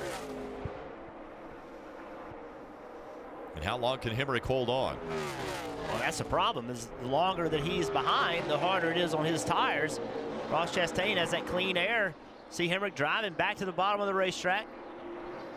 Chastain's going to use that run off the corner to pull him back down the back straightaway, but Hemrick about has to run the bottom, right? I mean, you just can't follow a guy into the top. Although he does follow him into the bottom. Bouncing around with a helmet cam of Daniel Hemrick. Give a few updates as we are now into stage 3. We start with Marty. Well, Rick, what's going on with the 42? They asked him before the last pit stop, can you stand to be freer at the beginning of the run? He said, I don't want to be much freer than I was at that last run, so they decided to go with that adjustment, so he's pretty free right here. But you can tell they have found something as a company, whether Kyle Larson's in the car or Ross Chastain. They can run that higher line on these low-grip racetracks, and it works, Dylan. Well, and that's what Daniel Hemrick, that's the problem he's facing. He can't run that high line. He can't really get off the bottom. He said he's just too tight to do what that 42 car is doing. So they're going to have to figure it out because Chastain has been so good, and every time Hemrick's able to get up beside him, it's just not enough. So they've got some work to do if they're going to beat this 42 car. Well, it don't look now, but between the 42 and the 21, it's like Mr. Closer, now Justin Allgaier in the 7, right? It used to be Elliott Sadler last year, just continues to make adjustments and win races a year ago. Well, that has really moved to Justin Allgaier and Jason Burdett in this 7 car. They always seem to continually make their car better, and I don't think he has a race-winning car yet, but with a pit stop still to go, they're one pit stop, one adjustment away from having a great race car, potentially a winning car. And Steve, that's a great point that you mentioned there about last year. This year, they feel like that when they've been presented the opportunity to win a race, they've taken advantage of it. They felt like that hurt them a little bit last year. They had some races that they thought they could win. They just didn't deliver and didn't get the car in victory lane, but feel like they're more on the positive side of that number this year. Crew chief Jason Burdett said that it's helped that they've been running consistently well. It's become a habit for this team, and that's been evidenced by the fact that they've gained 101 points over the last 6 races, 3 wins and only 1 finish outside of the top 3 in that stretch. So they're feeling pretty good. Their race car is coming to them right now. And with the finishes already in the stages for Justin Allgaier, he's locked up the fact that he will win the regular season championship. So that's 15 playoff bonus points added to the 24 he already has, 39 playoff bonus points. We had mentioned the fact that Ross Chastain had just earned his 4th playoff point. If he wins the race, that would be 5 more. He'd end up with 9 playoff points. Think of the deficit, 39 against 9 at the start of the playoffs for Ross Chastain going up against Justin Allgaier. Right now, everyone's focus is on this race, though, and now who can get to victory lane? And that was the first time we saw the 21 go to the top. But how about this battle right here, the 1, the 19, and the 00 of Cole Custer? We mentioned that uncontrolled tire, gave up track position, was running 2nd at the time of the pit stop, working his way back through traffic, doing a nice job. Yeah, Brandon Jones and Elliott Sadler, they've just been going at it. And Brandon Jones finally has a good enough run, I think, to slide in front of Elliott. Elliott's going to get a big run down the back straightaway, though. Is he going to cross him over? There he goes. Brandon's got to try to use that outside to get some momentum. Elliott Sadler is going to use all the racetrack, take it away from Brandon. Now Brandon's going to try to cross him over 3 wide with Custer on the bottom. Cole Custer, you saw him have to go down to the apron to make sure that there wasn't contact. They still 3 wide for position. I like Elliott Sadler's position right here. If he can just commit to the throttle, momentum I would assume would be the best off the top of the corner, but nope, they're going to exit 3 wide door to door. And this is all in a great fight right now for 6th. Brandon Jones, Cole Custer, and Elliott Sadler. Cole Custer now to the inside of the 19 of Brandon Jones, but a big run again for Elliott Sadler. This time looks as though he checked up, didn't want to go that high into turn 1. Well, we also have some traffic in front of them. It's going to be hard to run 3 wide and past lap cars. I think the lap cars are going to hurt the 00, cost him at least 1 position, probably the position for Elliott Sadler as well. So Sadler is able to stay in front of the 00 of Cole Custer. Brandon Jones holds on to the 6th spot. Ross Chastain continuing to lead as we go NASCAR nonstop.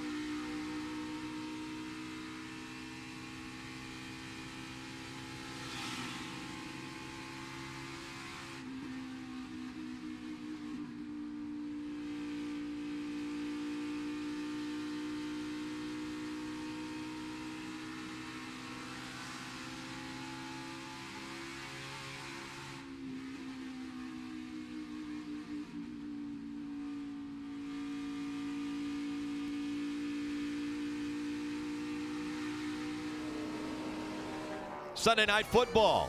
Eli Manning, the Giants, they're going to visit with Dak Prescott and the Cowboys. Both teams looking to bounce back from their opening week losses. Football Night in America, 7 p.m. Eastern. Kickoff will be at a new time, 8:20 p.m. only on NBC. Who was it that beat the Cowboys last week? Who was that? I think that was the Panthers. Yeah, that's who that was. So, in other words, you've got a favorite as far as football teams go? You can read that however you want. Okay. It was the Panthers. Dave. It wasn't the Lions? No. Sorry, Matt Patricia. Oh, but there's time. Hey, let's give you a Toyota driver's update looking at the 20 and the 19. The 20, of course, is Christopher Bell, and we're going to do this from a pit road perspective. Remember, on the first round or early round of pit stops, he lost some speed on pit road, lost some spots because he misjudged the grip level in his pit box. Well, last time he got one of those back, so that was very good for him.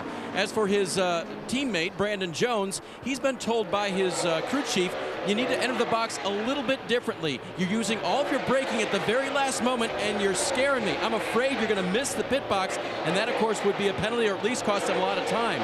So with potentially one pit stop remaining, they told Brandon Jones, get some of your braking done early. I'd rather you be a foot short than be over the line. Well, Brandon Jones done a nice job today. He had to start in the back, and he's run his teammate down, Christopher Bell, and now he's under attack from Cole Custer, but nice solid job by Brandon Jones. Lap car. That was a backup for Garrett Smithley in the 0 as the double 0. Cole Custer tries to go by. Left side of your screen, you see the pylon as they run. And again, Chastain winning both stages. 2 flags next to his name. And the gap already 3 seconds. We mentioned right after the restart that Hemrick was able to stay with Chastain. As a matter of fact, was battling with Chastain for that lead and now has fallen all the way back to a 3-second deficit. Yeah, it's definitely clear that that 42 is better as the tires age. He's good enough to lead, but can't shake whoever it is, whether it's the 00, 21. We've seen both of them pressure him early in a run. But 15, 18, 20 laps, we're currently 25 laps right here. It becomes clear the 42's car just handles better and better as the tires age. And you're expecting in about 20 laps, around there, we'll see guys diving to pit road? Yeah, 20 to 25 laps. It's really going to be try to gain an advantage. The difficulty for all these guys you mentioned is the lead. Roush Chastain in a 3-second lead. He can be a little patient, Marty. Maybe force the guy in second to pit and then come the next lap. That's true, Steve. Some of these may stretch it a little bit further than that, hoping for a caution. Maybe that puts them in a good position. We are 123 laps in. Roush Chastain has led all but 4 laps here at Vegas. And he admitted to me before the race, a little bit of pressure to get it done. They know how good he ran at Darlington a few weeks ago. And he admitted of the 3 races he has in this 42 car, his worst track, Richmond, no doubt about it, next week. So he wants to get it done today here in Vegas, Dylan. And Tyler Reddick running in that 5th spot has had an adventurous day so far this afternoon. After making wall contact early on, they've rebounded nicely and run in the top 5 right now. We're in the middle of a long run, about a 26, 27 lap green flag run here. That's something that they worked on in practice. They were really bad in the first practice, worked on it in the second practice. Priest has gone around here. Priest around, and that will bring the 5th caution out. Get this drive. Get it going. He spins the tire. You can see some of the tire coming off. So a flat, looks like left rear for Ryan Priest. All my tires are down. And the left front also down for Ryan Priest. They'll run an inner liner on these 1.5-mile tracks where the speeds are so high. That inner liner will allow the 18. I'm not going to say it. I'm going to jinx him. I was going to say I was going to allow him to pit road with less damage, but as soon as I said that, if that tire comes apart, it will tear up a fender. You can see he just spins. Or comes around. There's really nobody behind him. No contact, obviously. He spins by himself. Was behind Truex, and I think maybe that the air off the car made the car, just not drive well, and he just got away from him. He's gone a lap down right now. He had to go slow enough to get on pit road that he actually has gone a lap down. And when the caution comes out, pit road is closed, so he's coming to pit road. Obviously, they're going to do work on this car and take the penalty of being on pit road before it's open. Yeah, at this point, you just need to get 4 fresh tires on it, get the fenders cleared, and work from there. I was thinking, Ross Chastain, he's led 121 laps, but I really think that you can't sit back and say, man, we had a 3-second lead, we got the best car. It seems a little vulnerable in the restarts. The 21 was 1 corner away from clearing the 42 going into turn 1. So, Jeff, if I'm your crew chief, we're having a real conversation about the short run. I need to understand, listen, 5, 10 laps. I know you're good on the long run, but if the 21 does take control of this race, will you be able to get it back? For that reason, I'm talking about making improvements for the restarts and 5 laps in. And it's important to get that information at that time. If you ask him now, what's your car doing a restart? He may not know. You may not remember. You're so focused on what's going on right now. So it's really important for a crew chief to be asking those questions when he's having a problem. And Ross Chastain will lead the field onto pit road. All of them following behind the 42. And want to make sure they don't make any mistakes on this stop. Dylan. And Daniel Hemrick will be making his way down pit road here. They told him he's got to run the bottom. That's the only way they can make up time on the 42, so that's what they're going to try to work on, try and get him better down there. Working on rear grip, they'll make an air pressure adjustment along with 4 tires and fuel. For the 7 of Justin Allgaier, he was complaining that he started too tight in the run, and he was too tight to run the center lane. They're going to try to adjust that and make him a little better through the center with some air as well. Marty? Dylan, the pit crew of the 42 has been undefeated on pit road today. Let's see if they can hold serve once again. Another fantastic stop for that group. Ross Chastain said the car was a little bit on the snug side everywhere. And important to note, Rick, they cannot make it to the end from here with 74 to go. Yeah, and this time Cole Custer, who fell quite a few positions the last time, gains 4 back. He will restart second when the green flag comes back out.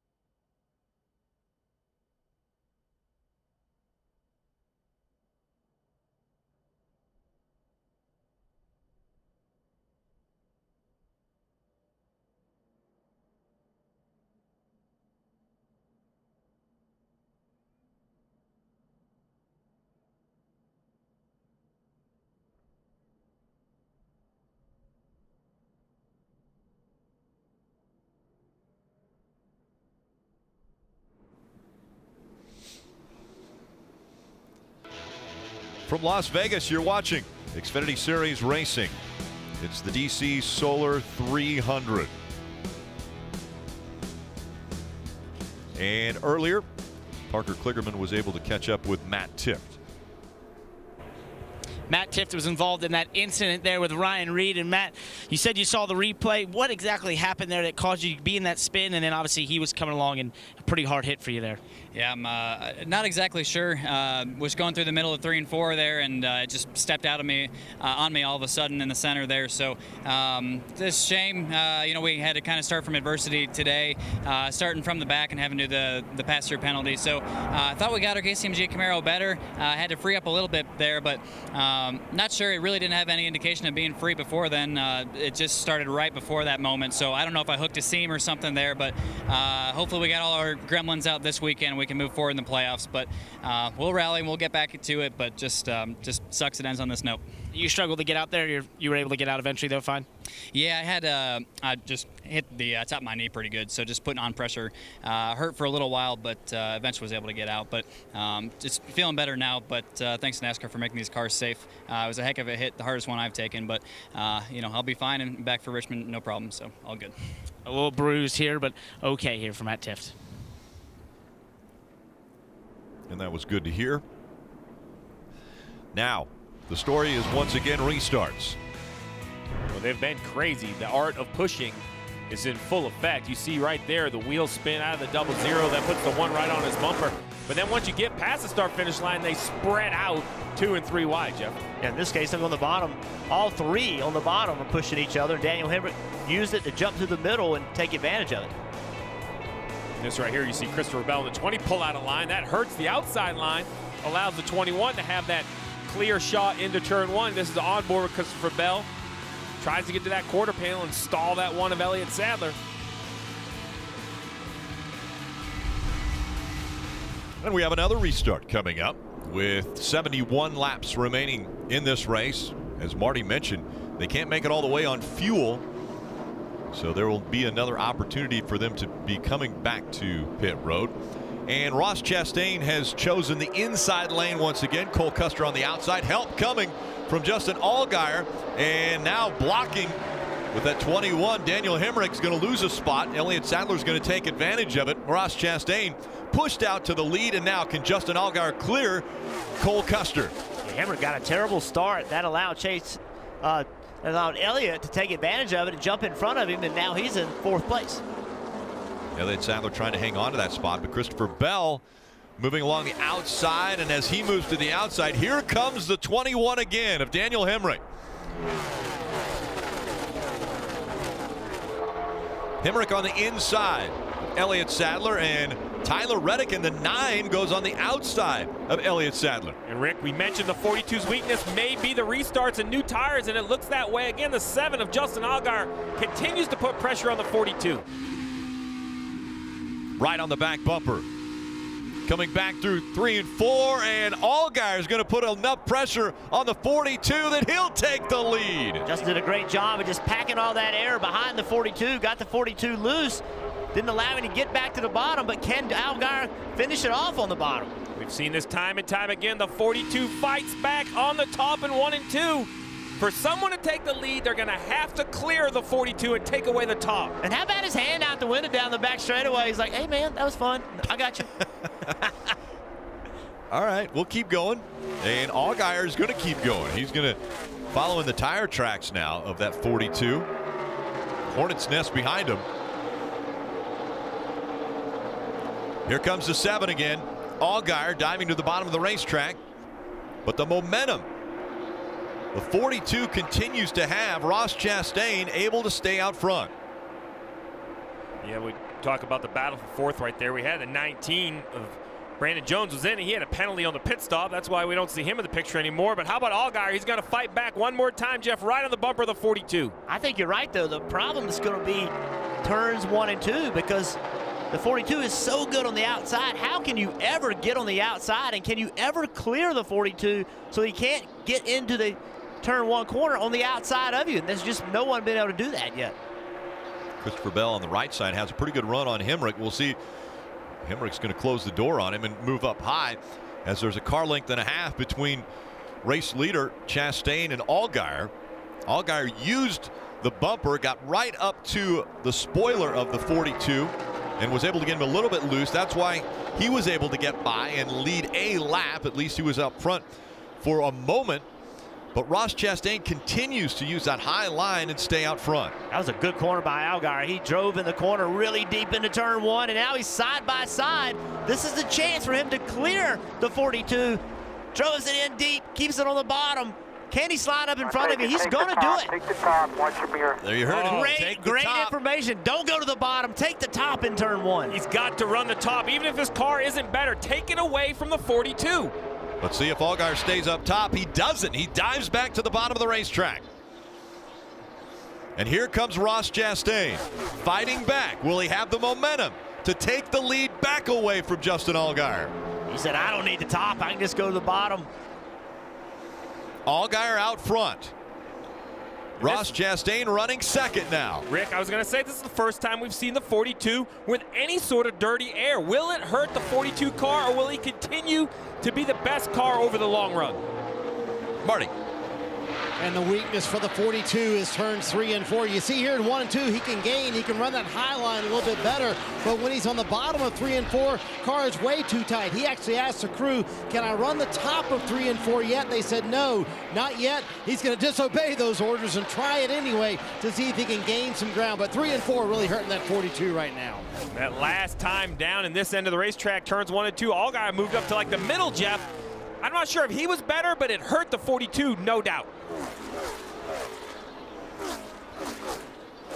I think we might have a new nickname for Allgaier, the closer.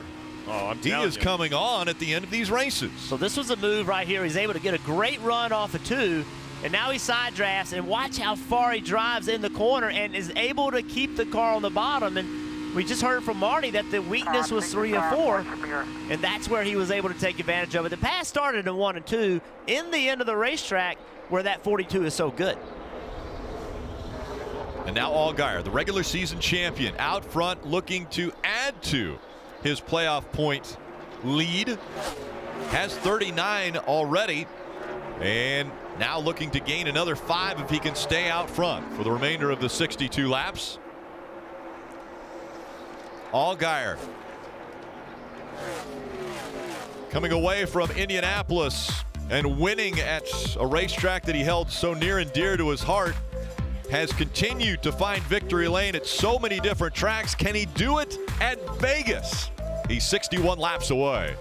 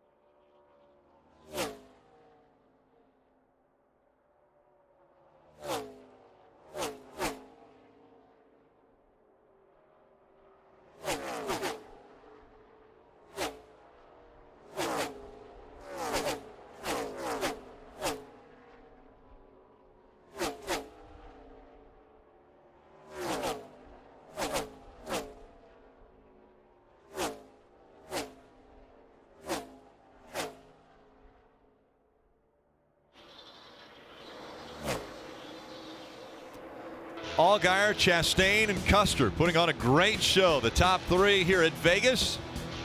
And now, under 56 laps to go. So again, these teams came to pit road about 15 laps ago, and that means that they will still have to come to pit road. Do you split it in half, or you try to go as far as you possibly can, Steve? I don't think I split it in half. The field's just not strong enough. You know, you only have about 19 cars in the lead lap. These leaders have been dominant. I don't think you need to be creative with your pit strategy, Marty. Just run pretty deep into the window, pit with 15 or 20 laps to go. Looks like we might have a three-way battle for the lead pretty soon. Justin Allgaier, Ross Chastain, and Cole Custer back there as well. You know, this is an interesting trend with Ross Chastain. We saw the same thing happen at Darlington. Won both of the stages, and at the end of the race, other cars were able to get by him, were able to pass him. Jeff, it's a different world running up front, trying to win races versus what Ross is used to running, right? You're running up front, it's a whole different ball game than running mid-pack. And understanding how the track's going to change late in the race when, you know, it's a big difference when you're racing for the lead versus racing for 14th or 15th, and the track changing and the driver understanding that. And Ross just hadn't been in these situations, but I'll tell you what, he's starting to come. He is fast in 1 and 2. He's opened up all of 1 and 2, running much higher on the exit of 2, and that's helped him. We're going to have a three-way battle for the lead right now. It has heated up now as the 7 of Justin Allgaier has the 42 on his back bumper. The 00 of Cole Custer is moving up as well. Jeff, you predicted it. 3 cars nose to tail for the lead. And they all went to the bottom in 1 and 3 and 4. Chastain goes to the top. Let's see how that works for him. Can he carry that speed down the front straightaway? He clearly has an advantage in 1 and 2. He's moved his line way up in 1 and 2. He's going to get a big run. Can he jump over the outside of Allgaier? No, going to try the bottom. He goes to the bottom for the lead. Ross Chastain, can he take the spot away? He does. Yeah, but Allgaier's going to have a run. Can he get back to the inside of the 42? I think he'll be able to. Oh, he chooses to stay in line. I'm not understanding that. I thought he would have went to the bottom. Look out for the 00 of Cole Custer, though. He's in this mix as well. Oh, Chastain was loose. You could see the back of the car. He had to chase it getting in the corner, but because of the 00 on the outside, Allgaier was not able to take advantage of it. And now, Cole Custer is trying to take second away from Allgaier. Ross Chastain back out front. Cole Custer running second. Allgaier drops to third. Doing really tight, fired off way better, way tight now. There you go. That's that information we talked about. Current, right? That was Justin Allgaier telling Jason Burdett what it fired off like, what he has now. This is 20 laps into a run. There's 51 laps to go. Jason will make a note and decide when we come on pit road, what adjustments need to be made to try to win the race. Remember, you got to lead the last lap. You have to time your adjustments correct for the length of run, Marty. And meanwhile, Steve, this 42 car of Ross Chastain all afternoon long. We've seen it. Takes about 15 to 18 laps, as he predicted before the race would start that it would take that car to come in. It came in, and he was able to get back to the lead. Meanwhile, Cole Custer right behind him. Car's been a little bit tight, but this young man has rallied after that uncontrolled tire. Remember, he restarted 17th on the next to last restart, worked his way all the way up to second right now, and he actually brushed the wall trying to catch these 3. This is a fun battle with these guys up front. And once again, coming back into the picture, Justin Allgaier in the 7. 3 distinctly different lines right there. They just went through turns 1 and 2, completely different. Dylan. Well, you guys heard it on the radio there that Justin just saying that they're so tight, he doesn't know what else they can do to try and get that race car back towards the front of the field. They've got a bunch of folks from Brandt here in celebration of this regular season championship. They'd like to put a stamp on that by driving this car back to the front and getting it in victory lane. We're going to have a great view of this battle for the lead. The 00 has found a little something running this middle line of 1 and 2. Look at him close to the rear bumper of the 42. Good momentum for Cole Custer.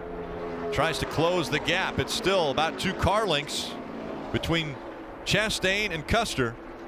And this is what Custer has done every lap, the last 4 or 5 laps. He's run the middle of both ends of the racetrack. Chastain on the bottom in 3 and 4, on the very top of 1 and 2. I wonder if Chastain is going to try to tighten up his center just a little bit, not use quite as much racetrack. Oh, I like where the 00 can put his car 1 lane lower, still has air on the sideways, the 42. A little slip there for Ross Chastain. And the 00 is going to take advantage of it. Here comes Cole Custer. He'll take the lead away. So he's sliding up in front of the 42. He carried a little bit too much speed, but kind of slid him. The 42 crosses him over. Here comes Chastain, back down on the apron. He'll take the lead back. Chastain back to the high side of the racetrack in 1 and 2. This has opened the door for the 7. Here comes Allgaier again. Chastain, Custer, Allgaier. 1, 2, 3. The heart rate went up to about 170, though. that last lap. Well, Rick, and this is with clear racetrack. Look what's in front of the leader. There are cars 3 here, another group of 3 in front of them. The line is so sensitive. The moves are so important. How are they going to work through traffic? What's interesting to me, though, is Cole Custer caught him, ran him down, got by him, passed him, but then when the 42 got in front of him, it looks like now he's driving back away from him. And Ross Chastain has led 136 laps of this race. Some of that speed from the 00 of Custer, some of that is because of that 7 car. That 7 car is putting so much pressure on him. Lap traffic coming into play, side by side for the 2nd spot. Allgaier backs out as Custer holds on to that position. And the big winner through lap traffic is going to be the 42 of Chastain. He's been able to stretch out to a 15 or 20 car length lead as he worked through that lap traffic. I mean, that's amazing. They were fighting for the lead in a matter of 3 laps. Look at the space that he has gapped Cole Custer. Now this is going to help if Ross Chastain can keep this gap between himself and who's ever running 2nd at the time when they come back to pit road. Putting as much distance as he can between himself and the 2nd place driver. Right now it's Cole Custer. Allgaier running 3rd. Hemrick and Christopher Bell rounding out the top 5. Ross Chastain 43 laps away from his first win as we go NASCAR nonstop.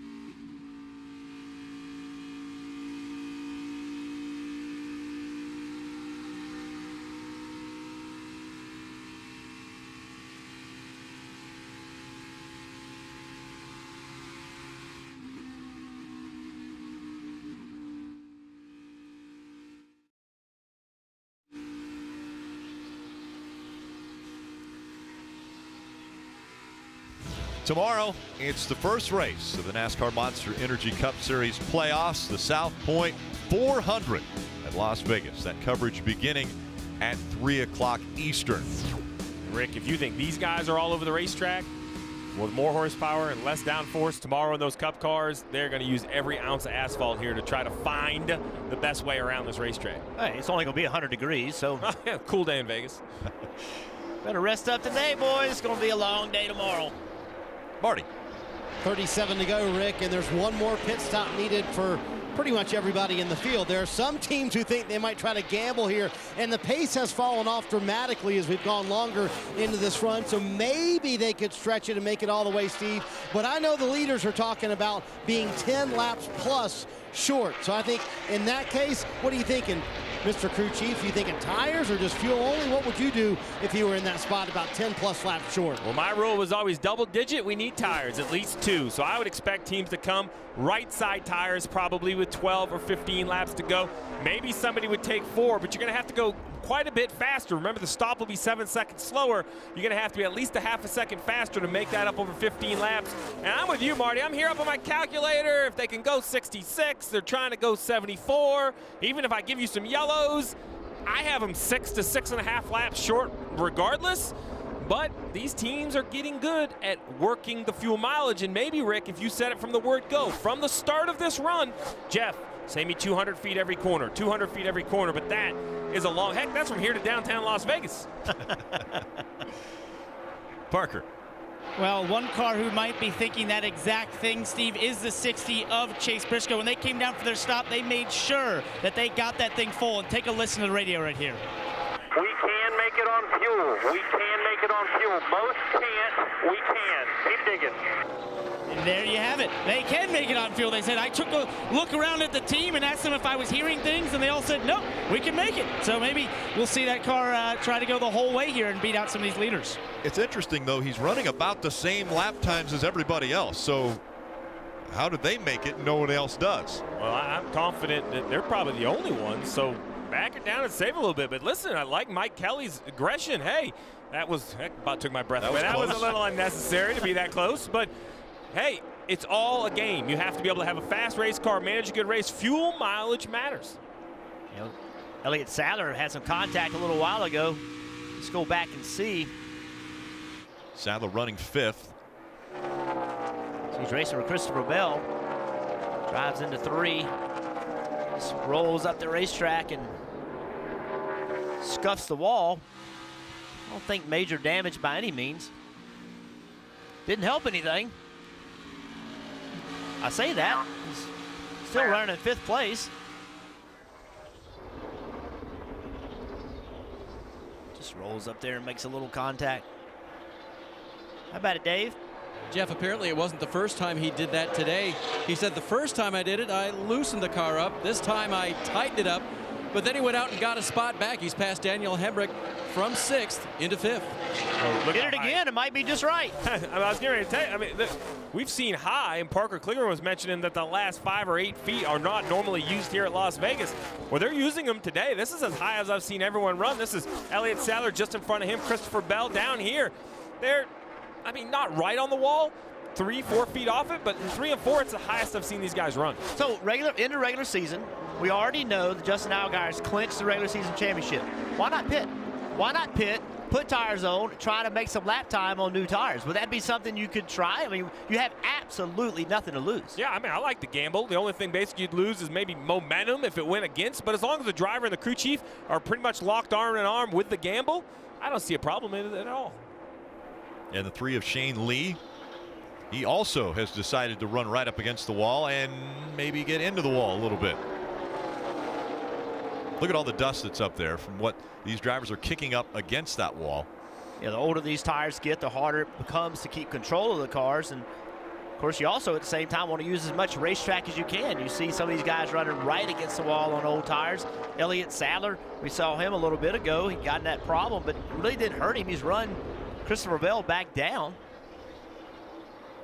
And Jeff, I see a couple of teams down here scurrying on pit road. You know, new tires are valuable here at Las Vegas. So I think there's going to be some teams, Steve, who are going to come down pit road in the next 5 to 6 laps and get on here and get fresh tires on. And there's going to be some teams that are going to play it more conservative because they're playing the points game. So a lot of different agendas here in the final regular season race for the Xfinity Series. Well, if you're going to come early, I'm okay with that strategy. but come early. Be the first. It's no good to be the third or fourth car on new tires. I'm thinking someone of, what about the 7, Justin Allgaier? He has 5 wins. The only thing that matters to him is a 6. Let's try to get another win. And in second, you can beat the leader to pit road, right? He's not going to pit first. And he's 2.3 seconds behind. New tires are probably worth a second. So if he could get 2 laps on him, he might could take the lead. Saw the hand out the window for the 42 as he was working by the lap traffic, saying thank you. J.J. Yaley in the 38 he went by. Now he's trying to get by Cole Rosé in the 78.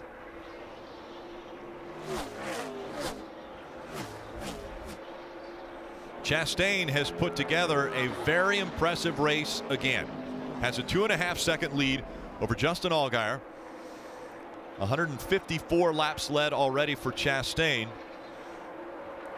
Allgaier capturing the championship for the regular season. But as far as playoff points go, came into this race tied with Christopher Bell. And Steve and Jeff, you guys mentioned earlier, will somebody come early as far as possibly coming to pit road? Well, the answer is the 21. Dylan? And this is, of course, scheduled to be their final stop of the afternoon. So here he is, hits his marks as he comes to a stop, complaining that they were sliding the nose later in that run. He just needed the front end to turn some more. They're going to take 4 tires and make an air pressure adjustment. Dave? Shane Lee, they've been working on his race car all day long. This is his first time on a 1.5 mile track. Yes, he's been on a larger one, and trouble for Miller. And this is the issue that some would find themselves if they were a lap down on pit road when the caution came out. The 00 and the 3 on pit road. Well, the 00, I think, will have the chance to pit, Marty. And Jeff Mendring's making the call. Right sides only here for Cole Custer to go ahead and do the stop. They were already on pit road when the caution came out. Ross Chastain was coming next time. Oh, he leaves, almost runs over his jack man. The 00 of Cole Custer does get out with 2 right side tires, but that was a touch and go stop there for the 00. And Ross Chastain, until the pace car picks him up, Ross was slowing down. So clearly his team told him, go, go, go, go, go. They were trying to trap the 00 and get him a lap down. That's why the 00, I think, did 2 tires instead of doing 4. You and I were up here like, do 4, do 4. Yeah, great vantage point from the roof. We can see. Yeah, he goes right over the jack man. Fortunately, kept his feet. His feet didn't get underneath the car. And that's a crew chief saying go, go, go, right? Well, he's probably said 4, 4, 4. He hears yellow. He then switches it to 2. There's a lot of chaos on the radio in that situation right there. The spotter's probably on the radio trying to tell you where the pace car is or where the leader is. Can be very difficult. And let's take a look at what happened. It's Timmy Hill. Excuse me, Vinnie Miller in the 01. He just spins out. We've seen that a couple times. It's unfortunate for the 21. I loved that he came to pit road early. 1 lap later, and he would have been perhaps the leader. Now he's a lap down. He'll recover. But now the question is, can the 42 have a clean pit stop, and can they improve that car for the short run? Dave. Steve, this was tough for Christopher Bell because his car was just getting to the point where it was the best at the end of the long run. So they're trying to get him better for the short run here with an adjustment. 4 Goodyear tires and Sunoco fuel, Dylan. Justin Allgaier pits from inside the top 5, was complaining that entire run about how tight he was and how bound up in the center he was, but they're not going to make any changes. They're just going to ride it out here and see what they got for this final few laps. Marty? Money stop for Ross Chastain. Let's see if they can leave pit road with the lead. They've held the lead all day long. It's going to be tight with a 7, but they will win the race off pit road. He said the same exact thing about his car. Too bound up, meaning it was way too tight. They make an air pressure adjustment trying to free him up. And we'll wait to see from NASCAR, but hoping that everyone is mistake-free. No penalties on pit road. Reddick making up 2 spots. Cole Custer, 7 on pit road.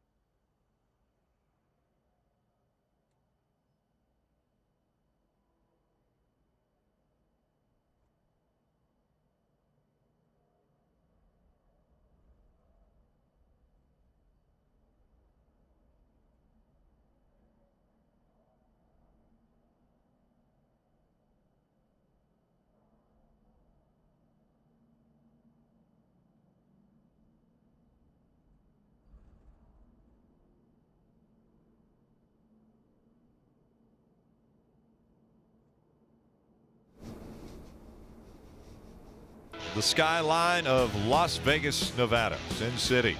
Coming up next, it's post-race coverage, and then IndyCar Series qualifying for the last race of the year. Double points weekend in Sonoma. A champion will be crowned. Will it be Scott Dixon, looking for his 5th? So Rick, you and I were having this conversation. We saw the 00 come to pit road and take right side tires. So he came again under the yellow because he saved his lap and took left side tires. But look, stalls the car. He was going to be decent. He was going to be second or third car off pit road with basically fresh tires all the way around. That stall cost him a few positions. They have to try to make up for it here with 22 to go. He did everything right up to that. He caught up to the pack. He pushed the speed to get there. All that was good. He just stalled it leaving. And as you said, he could have come out second. The worst was going to be third and just stalled it. That's what happens, though. You know, it's those big moments. I got to go, and you dump the clutch, and you don't time the throttle right, and it stalls it out. Marty.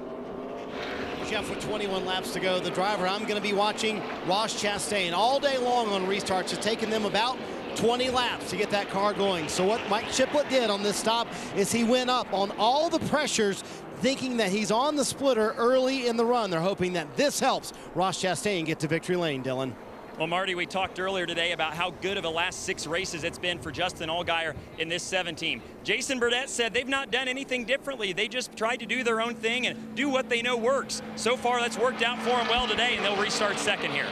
Dave? Dylan Christopher Bell will restart 5th, and all day long, he's needed 40 laps to get his car to the right place. He doesn't have that. He'll maybe have 20. They hope they made the right adjustments, Parker.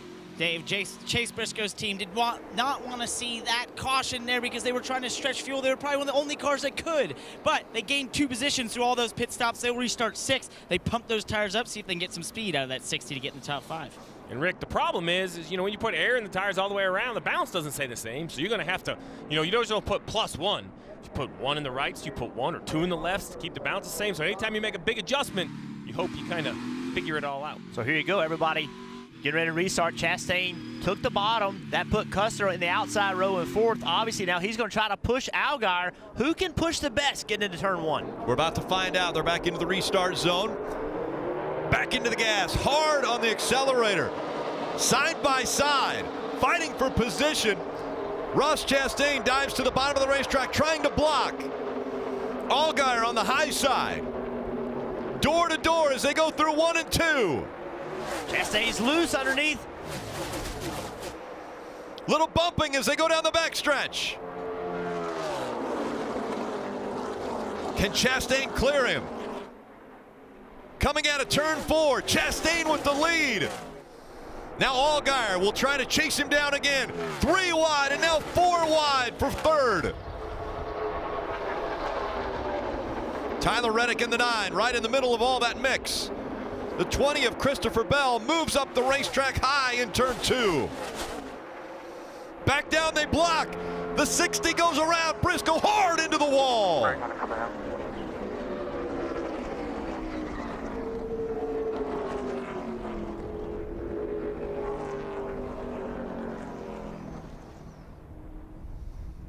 And the window net coming down. He sees the flames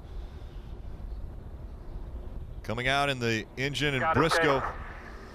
Yeah, his window's net down. He's getting out. Chase climbing out quickly as the safety crew gets to him. You knew it could continue. There's no way you can race 3 wide that aggressively without somebody losing control. You hit that wall kind of at an opening where the rescue personnel come out onto the racetrack.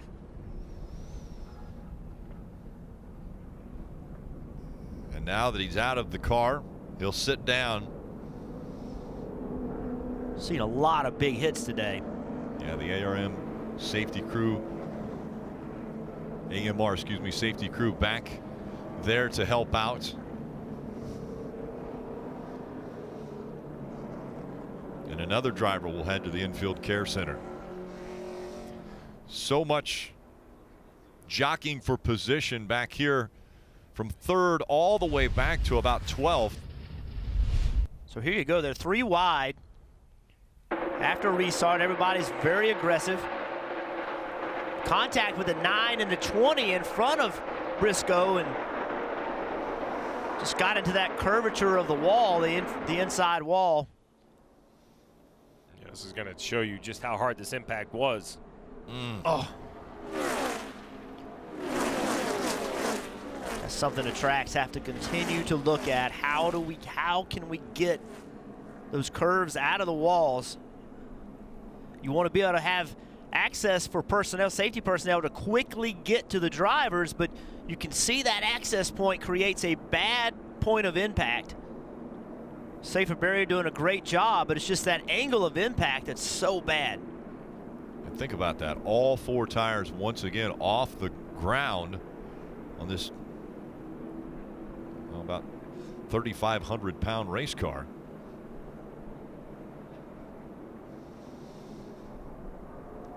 And so Chase Briscoe, who was running in the 7th position,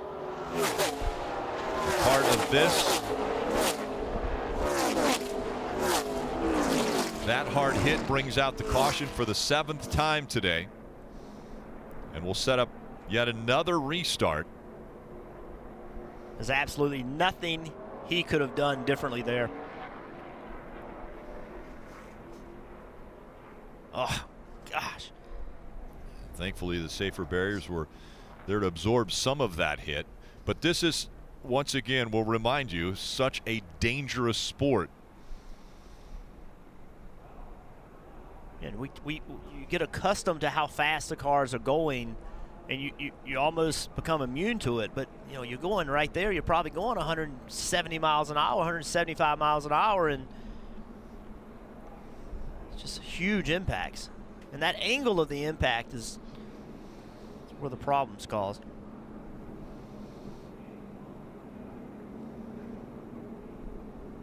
Again, a hard hit here for Chase Briscoe. He quickly was able to get the window net down, the fire on the engine, and he jumped out of that car, and now he will head to the infield care center. We'll be back for the restart.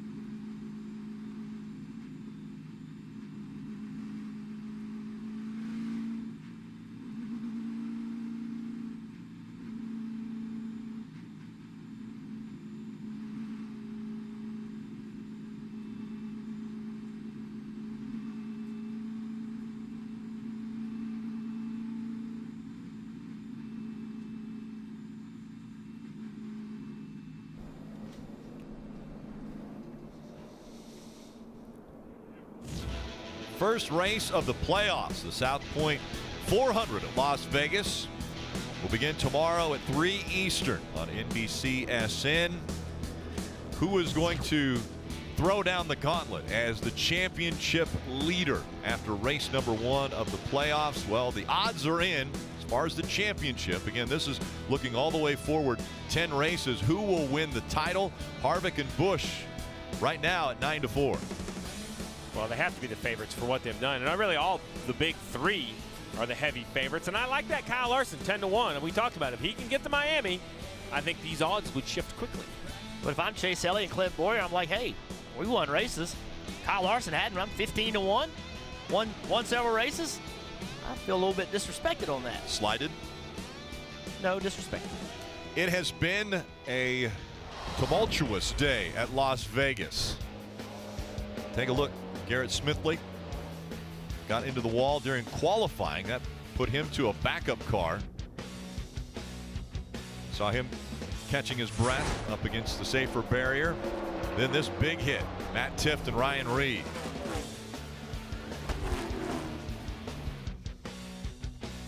Tifft up against the wall, a little more difficult for him to get out of the car. Ryan Reed took a seat next to the door of his car, and then most recently, Chase Briscoe slamming into the inside wall after they came out of turn 2. Fire from under what used to be the hood, but safety such an important part of this sport. Yeah, we're riding along with Austin Cindric, and you see he is surrounded. His head is in a cocoon essentially all the way around on the right side, the left side. That controls his head movement. And also look at his shoulders. The left shoulder, look how tight it is up against the seat. The right one's the same way. All that prevents driver from moving around inside the car. And major, major difference in this new technology of seat and the absorbing materials inside of that seat. That's such an advantage to keep drivers from getting injured. You see, this is the right side headrest from Daniel Hemrick. That's his water bottle hose, by the way, that's flopping around, right? That's right. But right now, none of those drivers are thinking about that. They're thinking about winning this race, coming to 13 to go on this restart. Chastain once again has chosen the inside line. Allgaier running second will be on the outside. Spencer Gallagher now behind the 42. He doesn't get a good restart. Drifts back a bit from the 42 of Chastain. Chastain already clears the 7 as they go into turn number 1. Pulled up in front of the 7, actually made contact with him. You have to wonder if Allgaier were to get to him, would he express his displeasure with that? And Spencer Gallagher will drop back through the field as Cole Custer in the double zero stays to the inside of Tyler Reddick. But Christopher Bell moves up to 3rd, Allgaier 2nd, and Chastain now coming up on 12 laps to go from Vegas. I'm telling you, Allgaier is not happy with that move. He had the opportunity to get to the up into the wall, the 9 of Tyler Reddick. He slides back down. He'll catch the 3 of Shane Lee. And Hemrick's in it. Hemrick's in it as well. He's into the outside wall hard.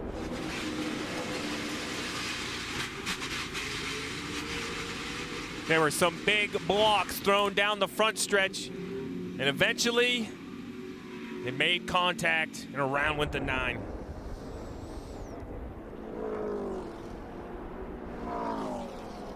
Tyler Reddick in that 9.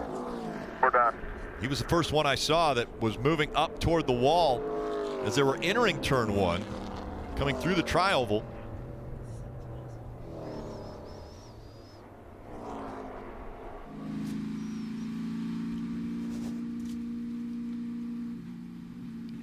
Chastain, Allgaier. Now the question is, with Allgaier, will he vent his frustration about how he's been raced by Ross Chastain on this next restart? Rick, I mentioned it was some big blocks, and that's what it's going to take, right? You have to defend. You have to try to move it, your position forward. Well, it all really started just off from turn 4. You're going to see Tyler Reddick right here, Brandon Jones right behind him, and look at the run Brandon Jones get. Tyler blocks one way, then comes up the racetrack, tries to block again, slight contact, and as soon as he hits the wall, now the deck lid's off the race car. He comes down, and then look at this back and collects the 21. Another hard hit. Richard Childers, 2 cars wreck in 1 corner. J.J. Yaley and 38 also involved. Yeah, this last block by the 9 car. Usually you get away with 1. Yeah. Right. Usually the one direction works. More than not, the second block, it's just timing. Right now, you're a step behind. And we're going to ride along. Be careful on this one. This is Daniel Hemrick in the 21. He goes straight into the wall here. Just killed it. You're all right, man.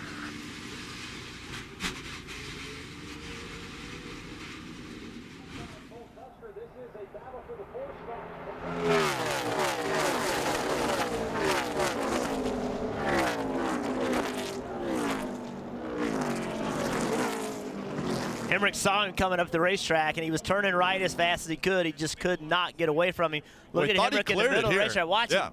He's looking, he sees him. He's trying to slow up. He turns right. Just nothing he could have done differently there. That's a sickening feeling when you're, seeing that car coming. You know there's nothing you're going to be able to do. So we saw in that restart prior to this chaos, we saw the 42. This was the restart before. 42 in the 7, battling down the back straightaway. The 42 had said. Watch this right here. So Justin Allgaier, he gets a run. So he's going to jump up on the outside of the 42 to get to this right rear quarter panel, and Chastain just cuts him off. If I'm Allgaier, I'm like, okay, game on, bud. Watch. Yeah. He's got this run. He's got a run coming, and he just moves up in front of him, and I don't blame him. Listen, I don't blame Ross Chastain, but I also don't blame Justin Allgaier if he says, hey, you're going to race me like that, you can expect something coming. Let's be clear. This is why I love racing. Ross Chastain is doing everything in his power to win his first career Xfinity race. Justin Allgaier has won 5 this year. Does that mean he cares less? No. He's like, I don't care if you're trying to win your first and I'm trying to win my 6th. He's mad, not because of what he's doing. He would do the same thing as Ross Chastain. He's mad because he's trying to win the race. And I would assume the next restart is not going to be any calmer. You said you love racing. I said, I love racing because 2 people can be mad for the exact same reason. Like, you're racing me like that. Marty.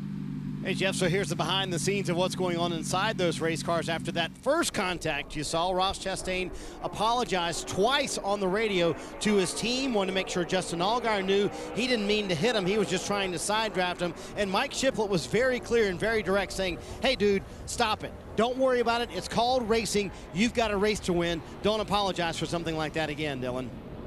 Well, and Justin felt the opposite way. He said that if the 42 doors him again, I'm just going to check up and dump him. So it's going to be exciting on this restart if Ross is feeling bold and tries to go up and take the line away from Allgaier again. We'll maybe have some fireworks down into turn number 1. So Chastain, Allgaier, 1-2. Christopher Bell, Cole Custer, and Ryan Truex, the top 5. Parker. Guys, Chase Briscoe is having such a great run today. We saw him up there fighting for the top 5. 3 wide coming off of turn 2, and you had a vicious hit there. First of all, are you okay? And did you see how the 9 came down in front of you? Yeah, we were just all racing so hard. We were 3 wide for pretty much a whole lap around there, and just definitely hurt a little bit physically, but emotionally definitely hurt a lot more. But yeah, there's no room to go anywhere. But just heading for my 60 guys. We were having a heck of a run, and this is by far the most comfortable I felt in the car, and just hate it once again. But we're coming back. I got another one at Dover for them, so try to go do it again, and just thankful that Ford's letting me do this. Never thought I'd be here in a million years. So even crashing obviously isn't very fun, but still we get to be a race car driver for a living, so can't beat it. You looking at these restarts are getting kind of crazy here. There's a low grip factor out there. Is it just crazy how many lanes are available and how little grip there is? Yeah, for us, I thought the grip level was way better than what I expected. But yeah, the lanes, you could run, bottom, top. We were running the fins pretty much in 1 and 2, and I'd run around the bottom in 3 and 4. So this place always puts on really good racing no matter what series. Just wish we were still out there fighting for it. You heard it, guys. Any lanes available on these restarts as we've seen? Yeah, they're taking advantage of it, too. So now the big question is we see 8 to go. What lane do you take? And Jeff, I really think it comes down to who's behind you. Maybe not because of the push, but maybe because of the ones who don't push. And my concern is that 3rd place car. Consistently, Christopher Bell, as you see right here, the guys wins this season. A big 0 for Ross Chastain, Custer and Truex as well, trying to get their first win of the year. Christopher Bell is not a patient pusher.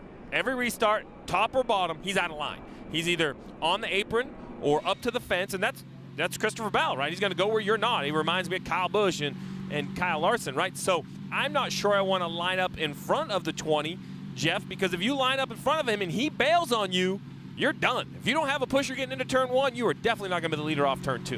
The other issue, Steve, is remember early in the race how we saw everybody spinning their rear tires? They only had 3 laps on their tires, and they're all spinning their tires. So we know that cycles on these tires make it more difficult to make rear grip. So the other thing you're going to have to do, you're going to have a great pusher, but you and the guy that's pushing you are going to have to not spin the rear tires to get the launch that you need. And guys, don't forget that Christopher Bell is not good on the restarts. They've been having trouble with that all day. In fact, they had a radio conversation not long ago where Jason Ratcliffe said, dude, I can understand it. We haven't moved the needle all day long. And Christopher said, yep, I haven't felt an adjustment yet. So we'll see what they have here at the end. Sometimes that ducking out and taking a lane that no one else does could be the factor here. But at the very start of the runs, the 20 has been struggling. Safety crews now off the racetrack, and so I'm sure they'll be giving them 1 to go this time. And that means there's going to be 6 laps of racing. It'll be a shootout. Can they get 6 laps in? As aggressive as we've seen. It's been a huge day, though, for Ross Chastain. Ross Chastain early on. Didn't start up front, but took the lead right away. Was able to win the stage. A little bit generous. Gave a spot back to Ryan Preece. Crew chief didn't think that was the right thing to do. Didn't have the greatest of restarts to start stage 2. But he's been able to drive back by and get out front. Overall, he's led 173 laps today, winning both stages. But it's been a battle with Justin Allgaier as of late. And Allgaier voiced his opinion after the caution came out, pulling up beside him. So the last restart, he blocks Justin Allgaier. Now, that's fair game in Justin Allgaier's book. All right, that's something that I can use as well. Rick, I know it's a tough decision to make, but I do not like the 42's decision on this upcoming restart. I don't like to be on the bottom, not because I think it's the wrong lane, but I think he has the wrong help. I think the 7 and the 00, the 00 has been a great pusher, Jeff. I'm worried about the 20 pulling out of line. We just saw a replay. The 00 pushing on the bottom lane to take the lead. So, yeah, I think Cole Custer pushing so far today, he's been the best. 6 laps of racing, back into the restart zone. Through the gears, the 42 of Ross Chastain. Another great start. Here comes the 20. He pushes down to the apron. The 42 of Ross Chastain used the push, was able to block, and has the lead. Can he hang on to it as they come out of 2? Can Allgaier get a big enough run on the outside? He's going to drive to the bottom. No, he doesn't. He just pushes him. Allgaier bumps into the back bumper of the 42, shoves him out in front. And now coming up on the final 5 laps, Cole Custer in the 00 moves up to 3rd. What a block by the 42 on that 20's push. That was the move that got the 42 the lead.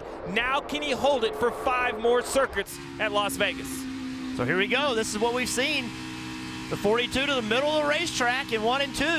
Allgaier on the bottom. That's different from what we have seen, though. In the 42, a lot lower line through 1 and 2. He had been running right up near the fence.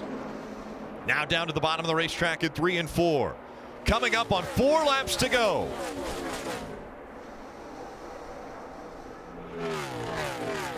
It has been a chaotic race. Ross Chastain actually was involved in figure-8 boat racing. Could you imagine anything more chaotic than figure-8 boat racing? Well, it's almost been that way here at Las Vegas. Never seen it, but it sounds awesome. A big lead now for Chastain. Almost a half a second on Allgaier. Marty.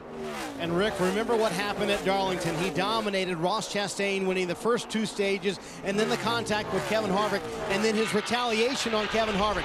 Ross admitted to me yesterday, I was worried that Ganassi would not want me back in this car after that. I was so relieved when I saw Chip Ganassi's tweet, and he also called me and said, hey, bud, you're in for these 3 races no matter what. That was impressive. Well, he has continued to impress. And now, under 3 laps to go. A reminder, at the conclusion of this race, IndyCar Series qualifying from Sonoma. That's coming up for their final race of the year. Now, 2 laps to go for Ross Chastain. He can see it under 3 miles remaining until he finds that first win in the Xfinity Series. The opportunity presented to him in this 42 car. The pressure of performing.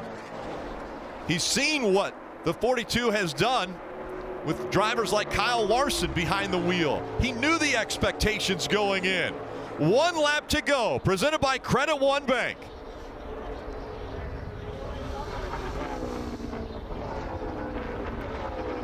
Ross Chastain has shouldered the pressure. Down the backstretch for the final time. The opportunity given to Ross Chastain. Coming out of turn number 4, he's going to earn his first win in the Xfinity Series. Good job, boys. Good job, buddy. Good job, big crew. Oh my God. Thank y'all so much. Can't thank y'all ever. My whole life. Can never thank you enough. That just happened, dude. Soak it in. Enjoy it. And that's pretty cool that Justin Allgaier went by and waved. Don't get it too high. We got to run it one more time this year. Nice and smooth. Do your burnout, though. Just keep an eye on it. Ryan Truex comes back, bumps him from behind, congratulating him. You could hear the emotion after he crossed the finish line. Ross Chastain earning his first ever career win in his 131st start.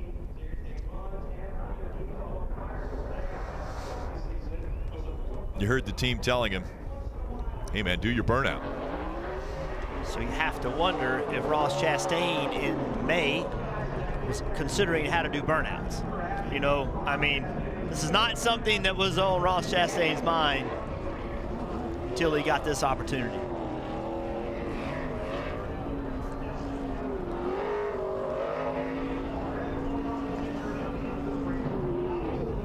Well, he's pretty good at them. He's done a great job. I think he wants to soak this moment in. I hope he does. It is an unbelievable moment to win a major NASCAR race, and I hope he does take a chance to soak it in. Check it out. He's look at that's a sponsor, man. Yeah, on the Spin hood. your sponsor up. It's the name of the race. Tonight, not apologizing. Not apologizing. Donuts through the DC Solar 300. Graphics there in the grass.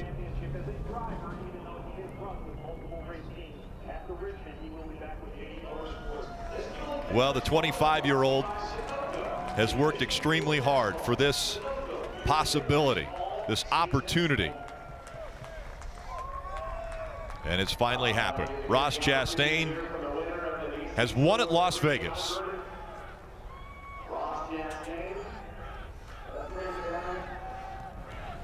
Rutledge, help him out of the car. Ross Chastain is climbing out of the car, an Xfinity winner. Can you believe it? No. The burnout on the sponsor logo, the watermelon farmer has put it together. Ross, congratulations, buddy. Thank you. Holy cow. I'm just a watermelon farmer from Florida. I'm not supposed to do that. Wow, thank y'all.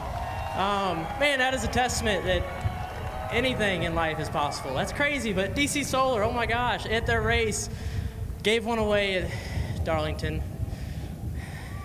Yeah, so it was awesome racing though. That's incredible. I'm at a loss for words. Thank y'all so much, all the fans. I know it's hot. Never thought this would happen, man. And I'm sorry I made you run over here. No, it's totally worth it. I mean, how about Chip Ganassi sticking with you, knowing what you were capable of, and today, restart after restart, to get out there, to get up front, to get this win for him? It's incredible, man. Allgaier's an animal. I said that yesterday. Like, he's insane. And I had to play possum a little bit there and play dumb for a while on those restarts, and then changed it up, kind of ran the same thing a while. And then, I wasn't counting on that last one, though. That was this car was amazing, though, and they got it better. We were off that one run when Justin got by us, and it's just great racing. I feel like it was, we were out front for a while, but by the end there, that's all we can ask for, and man, we did it. It's insane. Ross Chastain, we will see you in victory lane, buddy. Congratulations. Thank you. We did it.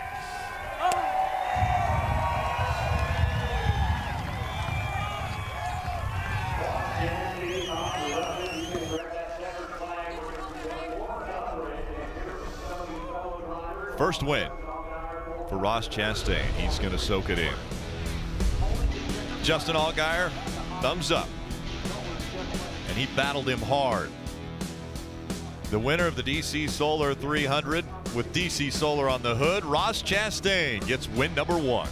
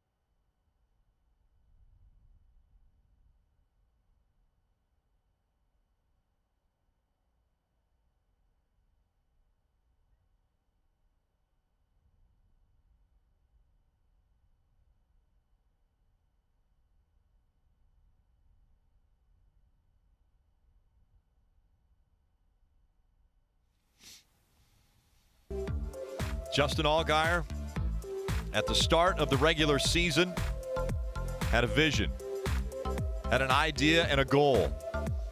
Well, 5 wins later, and a very emotional one at Indianapolis, and now he is the regular season champion, and he's with Dave Burns.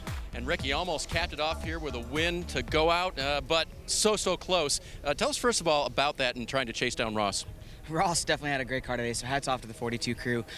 Cool to see Ross get the win today. If we couldn't do it, I was glad that he was able to pull it off, but I'm really proud of everybody on this Brand Professional Agriculture Camaro. Just, you know, today was one of those days that we had, we didn't have the best car, we kept working on it, and the guys did an awesome job. And to put our Camaro up there at a shot for a win, to see a Camaro go to victory lane, and then ultimately to cap this regular season championship off, that's a big moment. Well, let's get the hardware to you. This is Steve Phelps from NASCAR. He'll go ahead and present the award to the regular season champion. Thanks, bud. Hey, Justin, an amazing race today, and amazing regular season with 5 regular season wins. Propelled you to regular season championship. So on behalf of NASCAR, I want to congratulate you on being the Xfinity Series regular season champion. With that, you get this sweet trophy and 15 additional playoff points. Congratulations, bud. That's right. That's 5 more bonus points than anybody else. Justin, go ahead and take that hardware, see how that feels. And what do you think of that extra 5 points?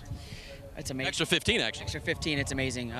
You know, this trophy right here is the dedication and hard work of all the guys back at the shop. I mean, they put their hearts and souls into it. These guys that are standing behind me, all of our partners, you know, we have so many great partners at Junior Motorsports, obviously, on all 4 of our cars, and just, you know, between the Hendrick Engine Shop, the Chassis Shop, Chevrolet, Brand Professional Agriculture, Hellman's, Suaveman, Breyer's Ice Cream, Degree, Axe, Cessna, Doveman Plus Care, Exalta, Northeastern Supply, just really, really incredible. But also to Xfinity, you know, what they do for this sport is truly incredible. So really proud of our guys, really proud of this championship trophy. We got another big one to go for, though, in a few weeks at Homestead. Marty? Well, Ross Chastain has made it to victory lane. It took 132 tries, but guess what? He's here in the Xfinity Series. Victory lane for Ross Chastain, soaking in the moment.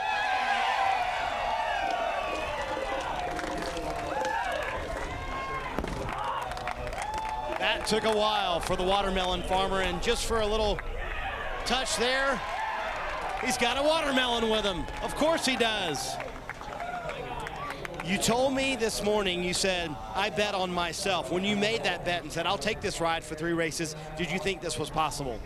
Well, no, Jeff Karpov and Paulette Karpov bet on me. That is insane. You know, it was scary when the call got made to take it. We have such a good deal with the 4 car, and I can't thank Johnny Davis and Gary Keller enough to put me in that car 4 years ago was what I needed for my career, and nobody believed in me like they did, and everybody told me it was the wrong move to go there, and we're in scuffed tires, man. We did what we had to do, and we were out there racing, and now get this opportunity with CGR and Jeff and Paulette Karpov. I cannot thank you enough. And at their own race, the DC Solar 300, we got watermelons at victory lane. This is really a couple of weeks or a month since I've known about this that I will never forget, no matter what happens. If I go back to the farm tomorrow, I know I said that, but man, if I go back to grow watermelons, which I'm going to do one day after racing's over, but man, if I have to go back tomorrow, I will have no regrets, obviously. And we're gonna celebrate with these guys, man. They gave me an awesome car. I can't thank them enough. And we did it. We did it. The American dream is alive and well here in the NASCAR Xfinity Series. Ross Chastain took 132 tries, but he wins here in Vegas.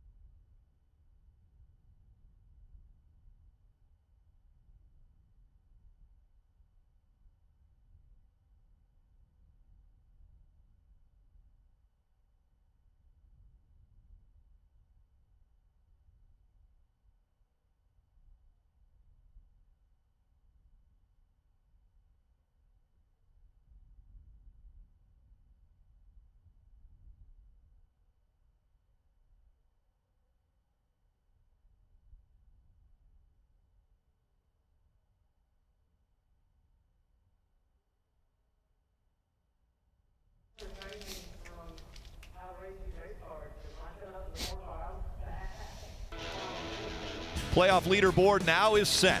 Entering Richmond, the first race of the playoffs for the Xfinity Series. The round of 12 will be Richmond, Charlotte Road Course, and then off to Dover. And a great race for the Monster Energy Cup Series coming up tomorrow, but a big weekend for the Verizon IndyCar Series, and so important, pit stall number 1 at Sonoma. We're about to find out who wins it. The Verizon IndyCar Series qualifying from Sonoma is right now. This copyrighted telecast may not be reproduced, retransmitted, or used in any form without the authorized written consent of NASCAR Broadcasting. NASCAR would like to thank all of our fans for your support, and we hope you enjoyed today's broadcast.